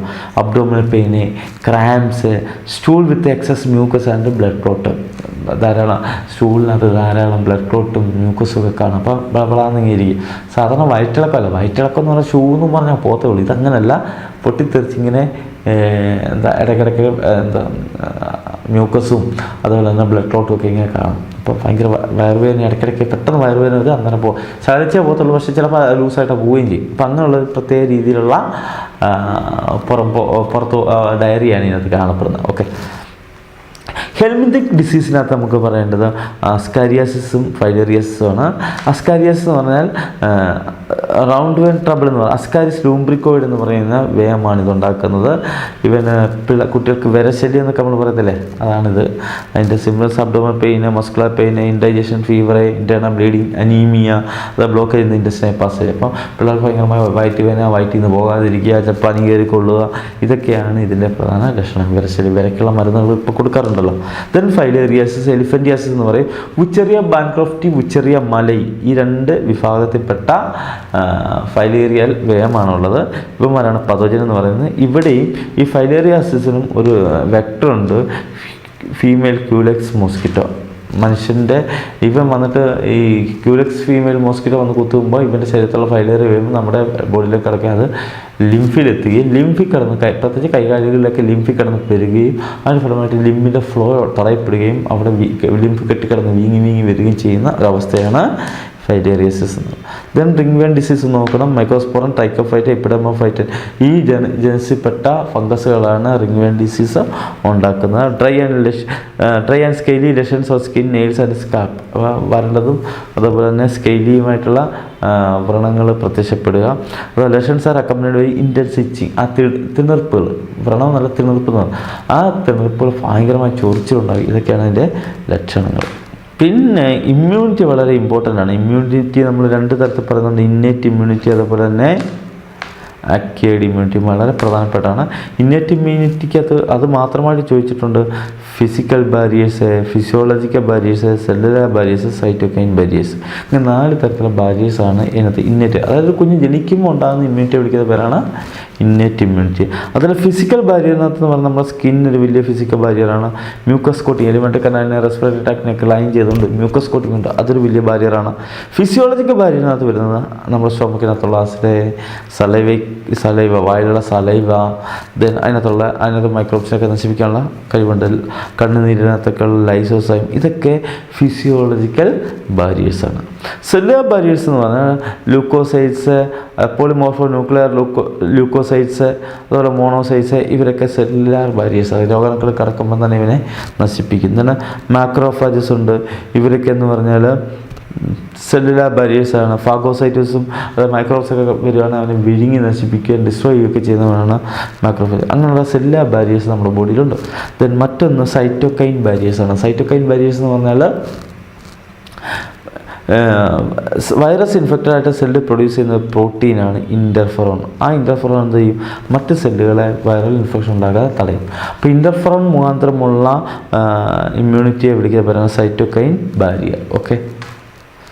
Then acquired immunity. Acquired immunity എന്ന് പറഞ്ഞാൽ നേടിയെടുക്കുന്ന ഇമ്മ്യൂണിറ്റിയാണ്. അതിന് സ്പെസിഫിസിറ്റി ഉണ്ടാകും. Ability to distinguish difference among various foreign molecules. പലതരത്തിലുള്ള ഫോറിൻ മോളിക്യൂളിനെ തിരിച്ചറിയാനുള്ള കഴിവുണ്ടാകും. ഡൈവേഴ്സിറ്റി ഉണ്ടാകും. ഒരു വെറൈറ്റി ഓഫ് ഫോറിൻ മോളിക്യൂളിനെ, വ്യത്യസ്തങ്ങളായ ധാരാളം ഫോറിൻ മോളിക്യൂളിനെ അവന് തിരിച്ചറിയാനുള്ള കഴിവുണ്ട്. Discrimination between self and non self. സ്വന്തം സെല്ലാണോ അത് മറ്റന്യ സെല്ലാണോ എന്ന് മനസ്സിലാക്കാനുള്ള കഴിവ് ഇവരുണ്ട്. അപ്പോൾ ഇങ്ങനെയൊക്കെയുള്ള കുറേ കാര്യങ്ങൾ. അതുപോലെ തന്നെ മെമ്മറി. ഒരു വട്ടം ഒരു അറ്റാക്ക് ഉണ്ടായിക്കഴിഞ്ഞാൽ, ഇൻഫെക്ഷൻ ഉണ്ടായിക്കഴിഞ്ഞാൽ അവൻ ആ മൈക്രോബിനെ ഓർത്തിരിക്കുകയും പിന്നീട് അടുത്തൊരു ഇത് വരുമ്പോൾ പെട്ടെന്ന് തന്നെ അവനെ തിരിച്ചറിഞ്ഞ് അവനെ നശിപ്പിച്ച് നമുക്ക് രോഗം ഉണ്ടാകാതിരിക്കാനുള്ള. ഇപ്പം മുണ്ടുനീരൊക്കെ ഒരു വട്ടം വന്നു കഴിഞ്ഞാൽ പിന്നെ വരത്തില്ലെന്നാണ് പറഞ്ഞത്. അല്ലെ, ചിക്കൻ ബോക്സ് ഒക്കെ ഒരു വട്ടം വന്നു കഴിഞ്ഞാൽ പിന്നെ വരത്തില്ല. അതിന് കാരണം എന്താണ്? ഈ വന്ന പതോജനം മനസ്സിലാക്കാനും പിന്നീട് രണ്ടാമത്തെ ഒരു ഇൻവാഷൻ ഉണ്ടാകുമ്പോൾ അവനെ പെട്ടെന്ന് തിരിച്ചറിഞ്ഞ് അവനെ നശിപ്പിക്കാനും നമ്മുടെ ഇമ്മ്യൂണിറ്റി പറ്റും. ആ കഴിവെന്ന് പറയുന്നത് ഈ മെമ്മറിയെ ബേസ് ചെയ്തുകൊണ്ടാണ്. അപ്പോൾ അത് ഓർമ്മ കേട്ടോ. പിന്നെ primary and secondary immune response മിക്കവാറും ചോദിച്ചിട്ടുണ്ട്. Immune response due to first encounter. ആദ്യമായി വരുമ്പോൾ ഉണ്ടാകുന്ന എൻകൗണ്ടറാണ് പ്രൈമറി ഇമ്മ്യൂൺ റെസ്പോൺസ് എന്ന് പറയും. ഇത് വളരെ ലോ ആയിരിക്കും, ലോ ഇൻറ്റൻസിറ്റി ഉള്ളതായിരിക്കും. നേരെ മറിച്ച് രണ്ടാമത് വീണ്ടും ഇതിൻ്റെ ഒരു സബ്സിക്വൻറ്റ് എൻകൗണ്ടർ വരികയാണ്, തുടർച്ചയായിട്ടൊരു എൻകൗണ്ടർ വരികയാണ് ഉണ്ടാകുന്ന റെസ്പോൺസ്, അതോ അല്പം കൂടി ഉയർന്ന തലത്തിലുള്ള ഒരു പ്രതികരണമായിരിക്കും നമ്മുടെ ഇമ്മ്യൂൺ സിസ്റ്റം കാണിക്കുന്നത്. അതിനെ വിളിക്കാൻ പറ്റുന്ന സെക്കൻഡറി റെസ്പോൺസ് എന്ന് പറയും. ഇത് നമ്മളെ സഹായിക്കുന്ന അതാണ് ഞാൻ മുമ്പ് പറഞ്ഞ മെമ്മറി സെല്ലിൻ്റെ സഹായത്തോട് കൊണ്ടുതന്നെ സെക്കൻഡറി റെസ്പോൺസ്. ദെൻ ആൻറ്റിജൻ ആൻറ്റിബോഡിയെ വളരെ ഇമ്പോർട്ടൻ്റ് ആണ്. പ്രത്യേകിച്ച് ആൻറ്റിബോഡിയുടെ സ്ട്രക്ചർ ഓർമ്മ വേണം. ഈ ഒരു സ്ട്രക്ചർ പലപ്പോഴും ചോദിച്ചിട്ടുണ്ട്. ഡാഷ് ഇട്ട് ലൈറ്റ് ചെയിന്, അതുപോലെ ഡൈസൾഫൈഡ് ചെയിന്, ഹെവി ചെയിൻസ്, ഇത് ആൻറ്റിജൻ ബൈൻഡിങ് സൈറ്റ്, ഇത് അടയാളപ്പെടുത്താൻ ചോദിച്ചിട്ടുണ്ട്. അപ്പോൾ ഈ സ്ട്രക്ചർ ഒന്ന് പഠിച്ചോണം. Okay. Types of acquired immunity important ആണ്, പഠിച്ചോണം. അതിൽ സെൽ മീഡിയേറ്റഡ് റെസ്പോൺസും അതേപോലെ തന്നെ ഹ്യൂമറൽ ഇമ്മ്യൂൺ റെസ്പോൺസ് അഥവാ ആൻറ്റിബോഡി മീഡിയേറ്റഡ് ഇമ്മ്യൂണിറ്റി. ഇത് ഇമ്പോർട്ടൻ്റ് ആണ്, പരീക്ഷയ്ക്ക് പലപ്പോഴും ചോദിച്ചിട്ടുണ്ട്, പഠിച്ചോണം കേട്ടോ. Then active and passive immunity നമ്മൾ അതും പലപ്പോഴും ചോദിച്ചു. ആക്റ്റീവ് ഇമ്മ്യൂണിറ്റി എന്ന് പറഞ്ഞു കഴിഞ്ഞാൽ എന്താണ്? The long lasting acquired immunity developed by the antibodies produced by the organisms on cells is called active. നമ്മൾ ആ ഓർഗാനിസത്തിൻ്റെ ബോഡിയിൽ തന്നെ ഉണ്ടാകുന്ന ഇമ്മ്യൂണിറ്റിയാണ് നമ്മൾ ആക്റ്റീവ് ഇമ്മ്യൂണിറ്റി എന്ന് പറയുന്നത്. പക്ഷേ മറ്റ് ട്രാൻസ്ഫർ ചെയ്ത് വരുന്ന immune products like antibodies to a recipient is already made form. It is also following 2 types. അത് ഒരാൾ നിർമ്മിച്ച ഒരു ആൻറ്റിബോഡി അല്ലെങ്കിൽ ഇമ്മ്യൂൺ പ്രൊഡക്റ്റ് മറ്റൊരാളിലേക്ക് റിസീവ് ചെയ്ത് ഉണ്ടായെടുക്കുന്ന ഇമ്മ്യൂണിറ്റി വിളിക്കുന്ന പേരാണ് പാസീവ് ഇമ്മ്യൂണിറ്റി. അതുതന്നെ നാച്ചുറൽ പാസീവ് ഇമ്മ്യൂണിറ്റി ഉണ്ട്, ആർട്ടിഫിഷ്യൽ. നാച്ചുറൽ പാസീവ് ഇമ്മ്യൂണിറ്റി എന്ന് പറയുന്നത് മദറിൽ നിന്ന് കുഞ്ഞിലേക്ക് വരുന്ന പ്ലാസൻ്റ വഴി നമ്മൾ നേരത്തെ പറഞ്ഞിട്ടുണ്ട്. അതുപോലെ ആർട്ടിഫിഷ്യൽ എന്ന് പറയുന്നത് ആർട്ടിഫിഷ്യൽ ഇമ്മ്യൂണിറ്റി എന്ന് പറഞ്ഞു കഴിഞ്ഞാൽ ഒരു എന്താണ് വെനം, ആൻറ്റി വെനം ഒക്കെ ഉണ്ടല്ലോ, സ്നേക്ക് വെനം, സ്നേക്കിൻ്റെയൊക്കെ നമ്മൾ വേറെ ജീവികളൊക്കെ ഉണ്ടാക്കി വെച്ചിട്ട് നമ്മളത് കൃത്രിമമായിട്ട് ഉണ്ടാക്കും. കൃത്രിമമായിട്ട് എന്ന് പറഞ്ഞാൽ അവയിൽ ഈ പാമ്പിൻ്റെ വിഷം കുത്തിവെക്കും കുറഞ്ഞ അളവിൽ. അപ്പോൾ അതിൻ്റെ ബോഡിയിൽ അതിനുള്ള ആൻറ്റിബോഡി ഉണ്ടാകും. ആ ആൻറ്റിബോഡി വേർതിരിച്ച് നമ്മളേക്ക് ഇഞ്ചെക്റ്റ് ചെയ്യാം. അപ്പോൾ അതാണ് ആർട്ടിഫിഷ്യൽ പാസീവ് ഇമ്മ്യൂണിറ്റി. ആർട്ടിഫിഷ്യലാണ്. ദെൻ വാക്സിനേഷൻ ആൻഡ് ഇമ്മ്യൂണൈസേഷൻ ചോദിക്കും. വളരെയധികം പ്രാധാന്യമുണ്ട് വാക്സിനേഷൻ ഇമ്മ്യൂണൈസേഷൻ എന്താണെന്നുള്ള. മെമ്മറി സെൽസിൻ്റെ ആ കഴിവിനെ ബേസ് ചെയ്തുകൊണ്ടാണ് ഇമ്മ്യൂണൈസേഷൻ പ്രോഗ്രാം നമ്മൾ ചെയ്യുന്നത്. പലതരത്തിലുള്ള വാക്സിൻ ഇമ്പോർട്ടൻ്റ് ആണ്. Live vaccines or attenuated vaccine. Live vaccines are prepared from live, generally attenuated means വീക്കം ചെയ്യും, പതോജനെ വീക്കം ചെയ്യും, അവന് അസുഖം ഉണ്ടാക്കാൻ കഴിവില്ല. അങ്ങനെയുള്ള പതോജനെ കുത്തി വെച്ചുകൊണ്ട് ഉണ്ടാക്കുന്ന വാക്സിനെയാണ് നമ്മൾ live vaccines or attenuated vaccine എന്ന് പറയും. OPC oral polio vaccine, OPV, BCG അതൊക്കെ എന്താണ് അറ്റന്യൂട്ടഡ് വാക്സിൻ അഥവാ ലൈവ് വാക്സിൻ. ജീവനുള്ള രോഗാണുവിനായിരിക്കും കൊടുക്കുന്നത്, പക്ഷേ അവന് അസുഖം ഉണ്ടാക്കാനുള്ള കഴിവ് ഇല്ല. Then killed vaccines or inactivated vaccines, നശിപ്പിച്ച, അപ്പം നശിപ്പിച്ചാൽ ഇനാക്റ്റീവ് ആയിട്ടുള്ള അത് UV റൈസും അങ്ങനെയുള്ള. Salk polio vaccine, rabies vaccine ഉണ്ടാക്കുന്നത്, ടൈഫോയിഡ് വാക്സിനൊക്കെ അങ്ങനെയാണ് ഉണ്ടാക്കുന്നത്. മറ്റൊരു vaccine produce by recombinant DNA technology. Recombinant DNA technology നമ്മൾ ബയോടെക്നോളജി നമ്മൾ പഠിച്ചിട്ടുണ്ട്. ആ റീകോമിനൻറ്റ് DNA ടെക്നോളജി മുഖാന്തരം നമ്മൾ ഉണ്ടാക്കിയെടുത്തിട്ടുള്ള വാക്സിൻസ് പറയുന്ന പേരാണ്. ഇപ്പോൾ കൊറോണയുടെ കേസിലൊക്കെ അതൊക്കെ നമ്മൾ കണ്ടതാണ് അല്ലേ. Biotechnic vaccine have been produce on large scale. ധാരാളം ലാർജ് സ്കെയിലിൽ വാക്സിൻ ഉണ്ടാക്കിയെടുക്കാൻ ഇത് മെത്തേഡ്. ഹെപ്പറ്റൈറ്റിസ് B എന്ന് പറയുന്നത് വാക്സിൻ പ്രൊഡ്യൂസ് ഫ്രം ഈസ്റ്റിൽ നിന്ന് ഉണ്ടാക്കിയെടുക്കുന്ന പ്രൊഡ്യൂസ് ചെയ്യുന്ന വാക്സിനാണ് ഹെപ്പറ്റൈറ്റിസ് Bക്കുള്ള വാക്സിൻ. ഓക്കെ. ദെൻ അലർജി അങ്ങനെ വലിയ ഇതായിട്ടില്ല. പക്ഷേ ഓട്ടോ ഇമ്മ്യൂണിറ്റി നോക്കണം. ഓട്ടോ ഇമ്മ്യൂണിറ്റി എന്ന് പറഞ്ഞാൽ നമ്മുടെ തന്നെ സെൽസിനെ നമ്മുടെ തന്നെ ഇമ്മ്യൂൺ സിസ്റ്റം നശിപ്പിക്കുന്നത് പറയുന്ന പേരാണ് ഓട്ടോ ഇമ്മ്യൂണിറ്റി. നമ്മൾ ഡിസ്ക്രിമിനേഷൻ എന്ന് പറയുന്ന സാധനമില്ലേ, അതില്ലാതെ പോകുന്നു. റുമറ്റോയിഡ് ആർത്രൈറ്റിസ് ആണ് ഒരു പ്രധാന അസുഖം. ഇങ്ങനെ ഉണ്ടാകുന്ന ഒരു പ്രധാന അസുഖമാണ് റുമറ്റോയിഡ് ആർത്രൈറ്റിസ്, സന്ധിവാതമാണ്. ഈ മാൾട്ട് ഒന്ന് എക്സ്പാൻഡ് ചെയ്ത് നമ്മുടെ ബോഡിയിലുള്ള ലിംബോയിഡ് ടിഷ്യൂവിനകത്ത് മ്യൂക്കോസൽ അസോസിയേറ്റഡ് ലിംബോയിഡ് ടിഷ്യൂ ആണ് മാൾട്ട് എന്ന് പറയുന്നത്. നോർമലാണ് കേട്ടോ. എയ്ഡ്സ് എന്ന് പറയുന്നത് എയ്ഡ്സിൻ്റെ ഇമ്പോർട്ടൻ്റ് ആയിട്ടുള്ള നമുക്ക് അതിനെ കുറച്ച് കാര്യങ്ങളൊക്കെ നമ്മൾ ഓൾറെഡി നമ്മൾ പഠിച്ചാണെങ്കിൽ പോലും എയ്ഡ്സിൻ്റെ പ്രധാനപ്പെട്ട പരീക്ഷയ്ക്ക് ചോദിക്കുന്ന അതിൻ്റെ മോഡ് ഓഫ് ഇൻഫെക്ഷൻ വളരെ പ്രധാനപ്പെട്ടാണ്. റിട്രോ വൈറസ്, RNA വൈറസാണ് ഇവിടെ വരുന്നു. ഒരു ഉടുപ്പൂരി വെച്ചിട്ട് അവൻ്റെ RNA വെളിയിലേക്ക് അകത്തേക്ക് വിടും, സെല്ലിനകത്ത് വന്ന അനിമൽ സെല്ലിനകത്ത് വന്ന RNA വൈറസ് എന്ത് ചെയ്യുന്നു, റിവേഴ്സ് ട്രാൻസ്ക്രിപ്ഷൻ വഴി എന്തുണ്ടാക്കുന്നു, RNA DNA ആയിട്ട് മാറും. വൈറൽ RNA DNA ആയിട്ട് മാറും, റിവേഴ്സ് ട്രാൻസ്ക്രിപ്ഷൻ. എന്നിട്ട് അത് വന്നിട്ട് എന്ത് ചെയ്യും, ന്യൂക്ലിയസിനകത്ത് കയറിയിട്ട് ആ DNA-യുമായിട്ട് ഇൻകോപ്പറേറ്റ് ചെയ്ത് കൂടിച്ചേർന്നിട്ട് ആ സെല്ലിൻ്റെ മൊത്തത്തിലുള്ള ഇതിനെ അങ്ങ് ടേക്ക് ഓവർ ചെയ്തിട്ട് ധാരാളം പുതിയ വൈറസസിനെ അതിനകത്ത് ഉണ്ടാക്കിയെടുക്കുക. ആ സമയത്ത് അതിൻ്റെ ഫലമായിട്ട് ഈ സെല്ല് മൊത്തം ഈ വൈറസ് അതിനകത്ത് ഉണ്ടായിക്കൊണ്ടേയിരിക്കും. ഇവൻ്റെ മെറ്റബോളിസം മൊത്തം നശിക്കുന്നതിന് ഫലമായിട്ട് ആ സെല്ലുകൾ പതുക്കെ നശിച്ചു പോയാണ് അസുഖം ഉണ്ടാകുന്നത്. അപ്പോൾ അതൊന്ന് ഓർമ്മ വേണം കേട്ടോ. അതേപോലെ ക്യാൻസർ, 2 തരത്തിൽ ക്യാൻസറുണ്ട്. ബെനിൻ ക്യാൻസറും മാലിഗ്നൻ്റ് ക്യാൻസർ, അങ്ങനെ 2 തരത്തിലെ ക്യാൻസറാണുള്ളത്. ശരിക്കും ക്യാൻസർ എന്ന് പറഞ്ഞാൽ അൺകൺട്രോൾഡ് ഡിവിഷൻ, റിപ്പീറ്റഡ് ഡിവിഷനാണ്. അതിൻ്റെ ഫലമായിട്ട് എന്തുണ്ടാകുന്നു, ഒരു ട്യൂമർ, മാസ് ടിഷ്യൂ എന്ന് പറയുന്ന പേരാണ് ട്യൂമർ ഉണ്ടാകുന്ന അവസ്ഥയ്ക്കാണ് നമ്മൾ ക്യാൻസർ എന്ന് പറയുന്നത്. ഈ ക്യാൻസർ ഉണ്ടാകാൻ കാരണം ക്യാൻസറസ് സെൽസിന് ഒരു വലിയ പ്രോപ്പർട്ടി കോൺടാക്ട് ഇൻഹിബിഷൻ എന്ന് പറയുന്ന സാധാരണ സെല്ല് ഡിവൈഡ് ചെയ്തിട്ട് വലുതായിട്ട് അടുത്തുള്ള സെല്ലുമായിട്ട് കോൺടാക്ട് ചെയ്യുമ്പോൾ ആ വലിപ്പം അങ്ങ് നിൽക്കുകയാണ് ചെയ്യുന്നത്. ഇത് വലിപ്പവും ഡിവിഷനും നിൽക്കുകയാണ് ചെയ്യുന്നത്. ഇതങ്ങനെയല്ല, ഇതിങ്ങനെ അൺകൺട്രോൾഡായിട്ട് ആ കോൺടാക്ട് ഇൻഹിബിഷൻ എന്ന പ്രോപ്പർട്ടി ഇതിന് നഷ്ടപ്പെടുമ്പോൾ അൺകൺട്രോൾഡായിട്ട് ഇങ്ങനെ ഡിവൈഡ് ചെയ്തുകൊണ്ടിരുന്നിട്ട് വലിയ മുഴകളുണ്ടായി വരുന്ന അവസ്ഥയാണ്. അതേപോലെ തന്നെ ഇതിൻ്റെ ഒരു ഭീകരത എന്ന് പറയുന്നത് ക്യാൻസർ സെല്ല് ഒരു പ്ലേസിൽ നിന്ന് മറ്റൊരു പ്ലേസിലേക്ക് എന്ത് ചെയ്യാൻ പറ്റും, ട്രാൻസ്ഫർ ചെയ്യാൻ പറ്റും. അതിനെ വിളിക്കും മെറ്റാസ്റ്റാസിസ്. അങ്ങനെ വരുമ്പോഴാണ് ഗുരുതരം. മാലിഗ്നൻ്റ് ക്യാൻസർ മുമ്പ് പറഞ്ഞില്ലേ, ആ മാലിഗ്നൻ്റ് ക്യാൻസർ ആണ് ഈ മെറ്റാസ്റ്റാസിസ് കാണിക്കുന്നത്. കാരണം ഒരിടത്ത് ഉണ്ടായിക്കഴിഞ്ഞാൽ ബ്ലഡ് വഴി അതിൻ്റെ സെല്ലൊക്കെ അടന്ന് മാറിയിട്ട് വേറെ എവിടേക്കെങ്കിലും എത്തിയിട്ട് അവിടെ കിടന്ന് ക്യാൻസർ സെല്ലായിട്ട് മാറും. അപ്പോൾ അതുകൊണ്ട് ആ ഭീകരന്മാർ ആണ് ഈ മാലിഗ്നൻ്റ് ക്യാൻസർ. ഈ ക്യാൻസറിൻ്റെ കോസസ് നിങ്ങൾക്കറിയാം, കെമിക്കൽ ഏജൻസ് ഉണ്ട് പലതരത്തിലുള്ള, ടുബാക്കോ പോലുള്ളത്, അത് ഫിസിക്കൽ UV റേസ് പോലുള്ള radiations, then biological agents, oncogenic virus, some parasites. അത് ഓർമ്മയാണ്. ഓങ്കോജനിക് വൈറസ് എന്ന് പറഞ്ഞ വൈറസുകളുണ്ട്, അതുപോലെ ചില പാരസൈറ്റുകളും നമുക്ക് ക്യാൻസർ ഉണ്ടാക്കുന്നതിന് കാരണമാകാറുണ്ട്. ടൈപ്സ് ഓഫ് ക്യാൻസർ അത് വലിയ പ്രാധാന്യമില്ലെങ്കിലും ക്യാൻസർ ഡിറ്റക്ഷൻ, ക്യാൻസർ എങ്ങനെയൊക്കെ ഡിറ്റക്ട് ചെയ്യുന്നത്, എക്സ്റേ ആണ് പ്രധാന, എക്സ്റേ റേഡിയോഗ്രാഫിയാണ് പ്രധാനത്. അതുപോലെ CT സ്കാൻ ഉണ്ട്, മാഗ്നറ്റിക് റെസൊണൻസ് ഇമേജിംഗ് ഉണ്ട്, മോണോക്ലോണൽ ആൻറ്റിബോഡീസ് ഉണ്ട്, ബയോപ്സി ഉണ്ട്. ബയോപ്സി ഹിസ്റ്റോപതോളജി സ്റ്റഡി ഓർ ബയോപ്സി എന്ന് പറയുന്ന ഒരു ടിഷ്യൂ എടുത്ത് കൾച്ചർ ചെയ്തിട്ട് സ്റ്റെയിൻ ചെയ്തെടുക്കുകയാണ്. അതിന് എക്സാമിൻ ചെയ്തിട്ടാണ് ക്യാൻസറസ് ആണോ ഇല്ലയോ എന്ന് പറയുന്നത്. പിന്നെ ക്യാൻസറിൻ്റെ ട്രീറ്റ്മെൻറ്റ് ഇമ്പോർട്ടൻ്റ് ആണ്. പലപ്പോഴും ചോദിച്ചിട്ടുണ്ട്.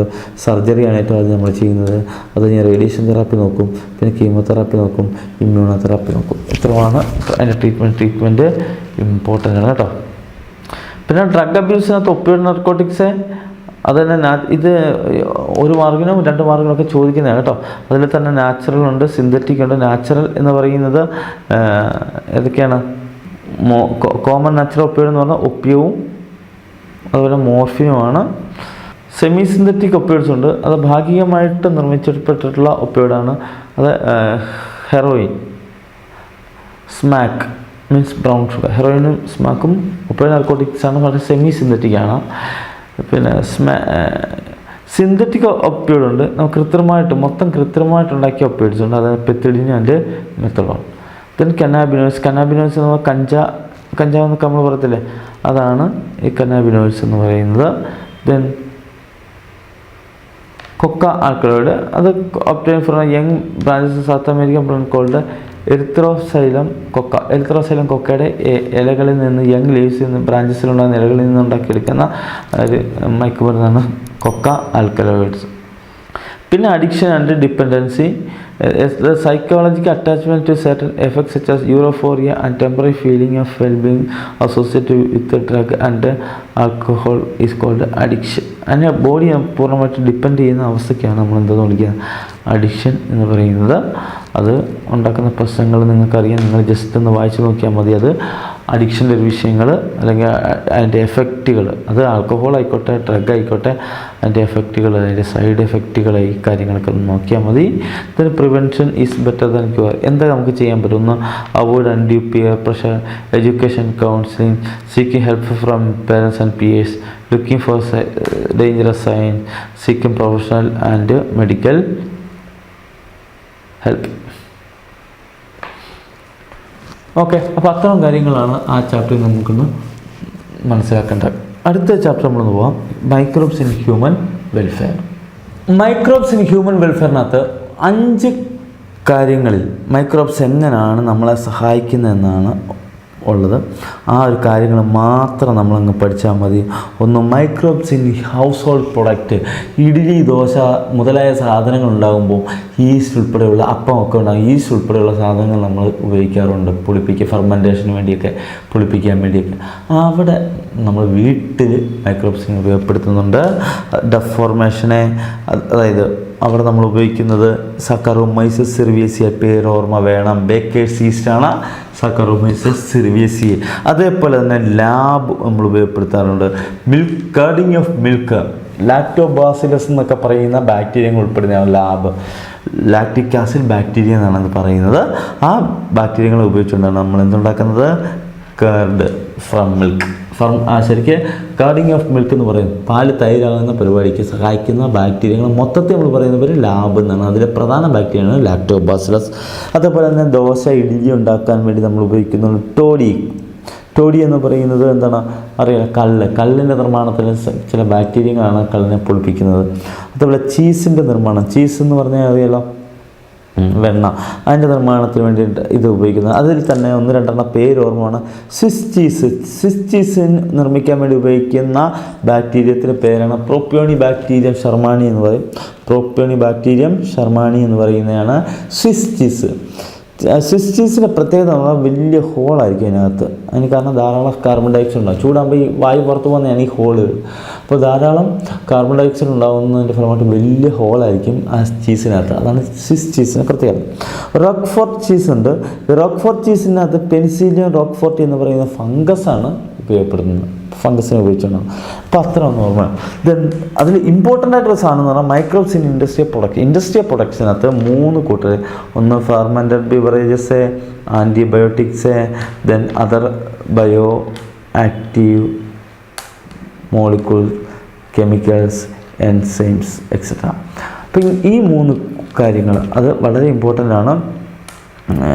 അതിൽ ഫെർമെൻറ്റഡ് ബിവറേജസ് അറിയാമല്ലോ, കള്ളുണ്ടാക്കാൻ വേണ്ടി ബിവറേജ്, ചാര, ഇതര ആൽക്കഹോൾ ഉണ്ടാക്കാൻ വേണ്ടി ഫെർമെൻറ്റേഷന് വേണ്ടി ഉപയോഗിക്കുന്ന ചില ബാക്ടീരിയകളുണ്ട്, അതുപോലെ തന്നെ ഫംഗസ്, നമ്മൾ നേരത്തെ പറഞ്ഞ ഈസ്റ്റ് ഉണ്ടല്ലോ, ഈസ്റ്റ് എന്നത് പ്രധാനമായിട്ട് ഇതിനെ പൊളിപ്പിക്കാൻ വേണ്ടി ഉപയോഗിക്കുന്ന ഒരാൾ.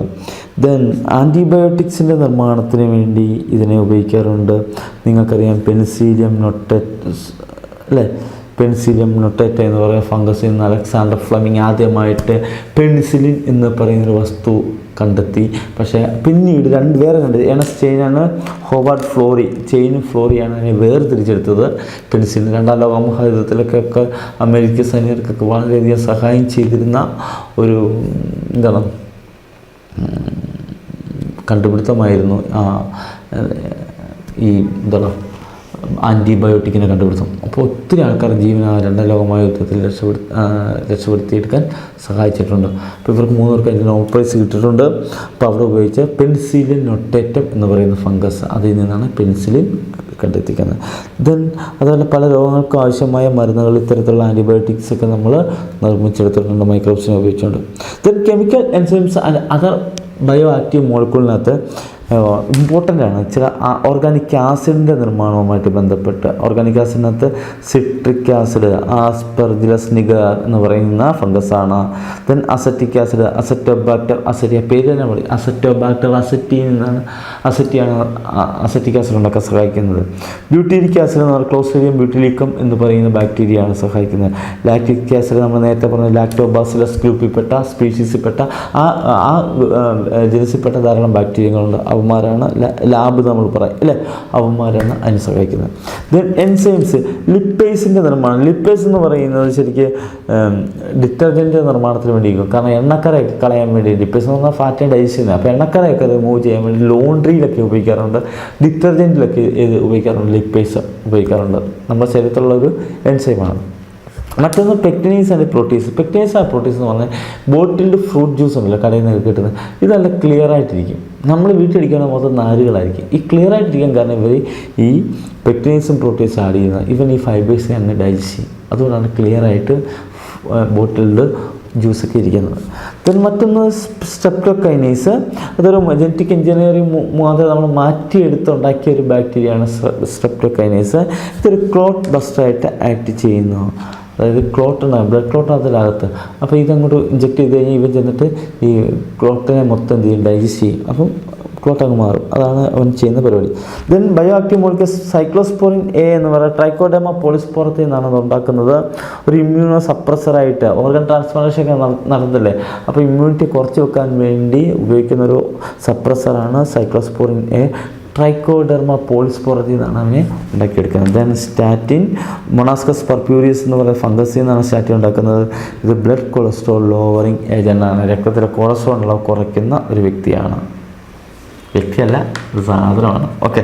Then microbes sewage treatment. Sewage treatment important ആണ്.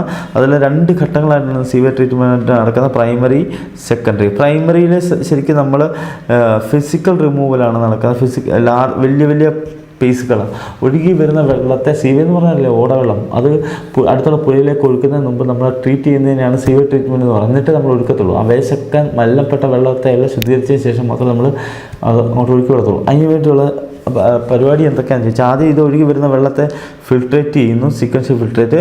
പിന്നെ ഗ്രിറ്റ്, അടിഞ്ഞുകൂടിയ ഗ്രിറ്റൊക്കെ എന്ത് ചെയ്യുന്നു, റിമൂവ് ചെയ്യുന്നു. അതിനുശേഷം മുകളിലുള്ള വെള്ളത്തെ എഫ്ലുവൻറ്റ് എന്ന് പറയുക, അതിനെ അടുത്ത ടാങ്കിലേക്ക് വിടുന്നു. അവിടെ വെച്ചാണ് എയറേഷൻ ടാങ്കാണ്, അവിടെ ഭയങ്കരമായിട്ട് എയർ പമ്പ് ചെയ്തിട്ട് ഇവനെ ഭയങ്കരമായിട്ട് ഇളക്കി മറിച്ചെടുക്കും. അപ്പം മൈക്രോബിയൽ ഫ്ലോക്സ് അവിടെ ഡെവലപ്പ് ചെയ്യും. മൈക്രോബിയൽ ഫ്ലോക്സ് എന്ന് പറഞ്ഞാൽ ഫംഗസിൻ്റെ ആൾക്കാരുടെ ഒരു സിംബയോട്ടിക് ബാക്ടീരിയയുടെയും ഫംഗസിൻ്റെയും കൂടെ ഒരു അസോസിയേഷനാണ് ഫ്ലോക്ക് എന്ന് പറയും. അപ്പോൾ ധാരാളം ഫ്ലോക്ക് അവിടെ ഉണ്ടാകുന്നു. ആ ഫ്ലോക്ക് എന്ത് ചെയ്യുന്നു, ഇതിനകത്തുള്ള ഓർഗാനിക് കമ്പോണൻറ്റിനെ മൊത്തം ഡൈജസ്റ്റ് ചെയ്യും. അപ്പോൾ ഫ്ലോക്കം ഭയങ്കരമായിട്ട് ഉണ്ടായി വന്നു. അതിനകത്തുള്ള ഈ ചന്തയിൽ നിന്നും ഹോട്ടലിൽ നിന്നൊക്കെ വരുന്ന വെള്ളം ഉണ്ടല്ലോ, അതിനകത്ത് ഓർഗാനിക് കണ്ടന്റ് വളരെ കൂടുതലാണ്. ഇതിനെ മൊത്തം ഡൈജസ്റ്റ് ചെയ്യും.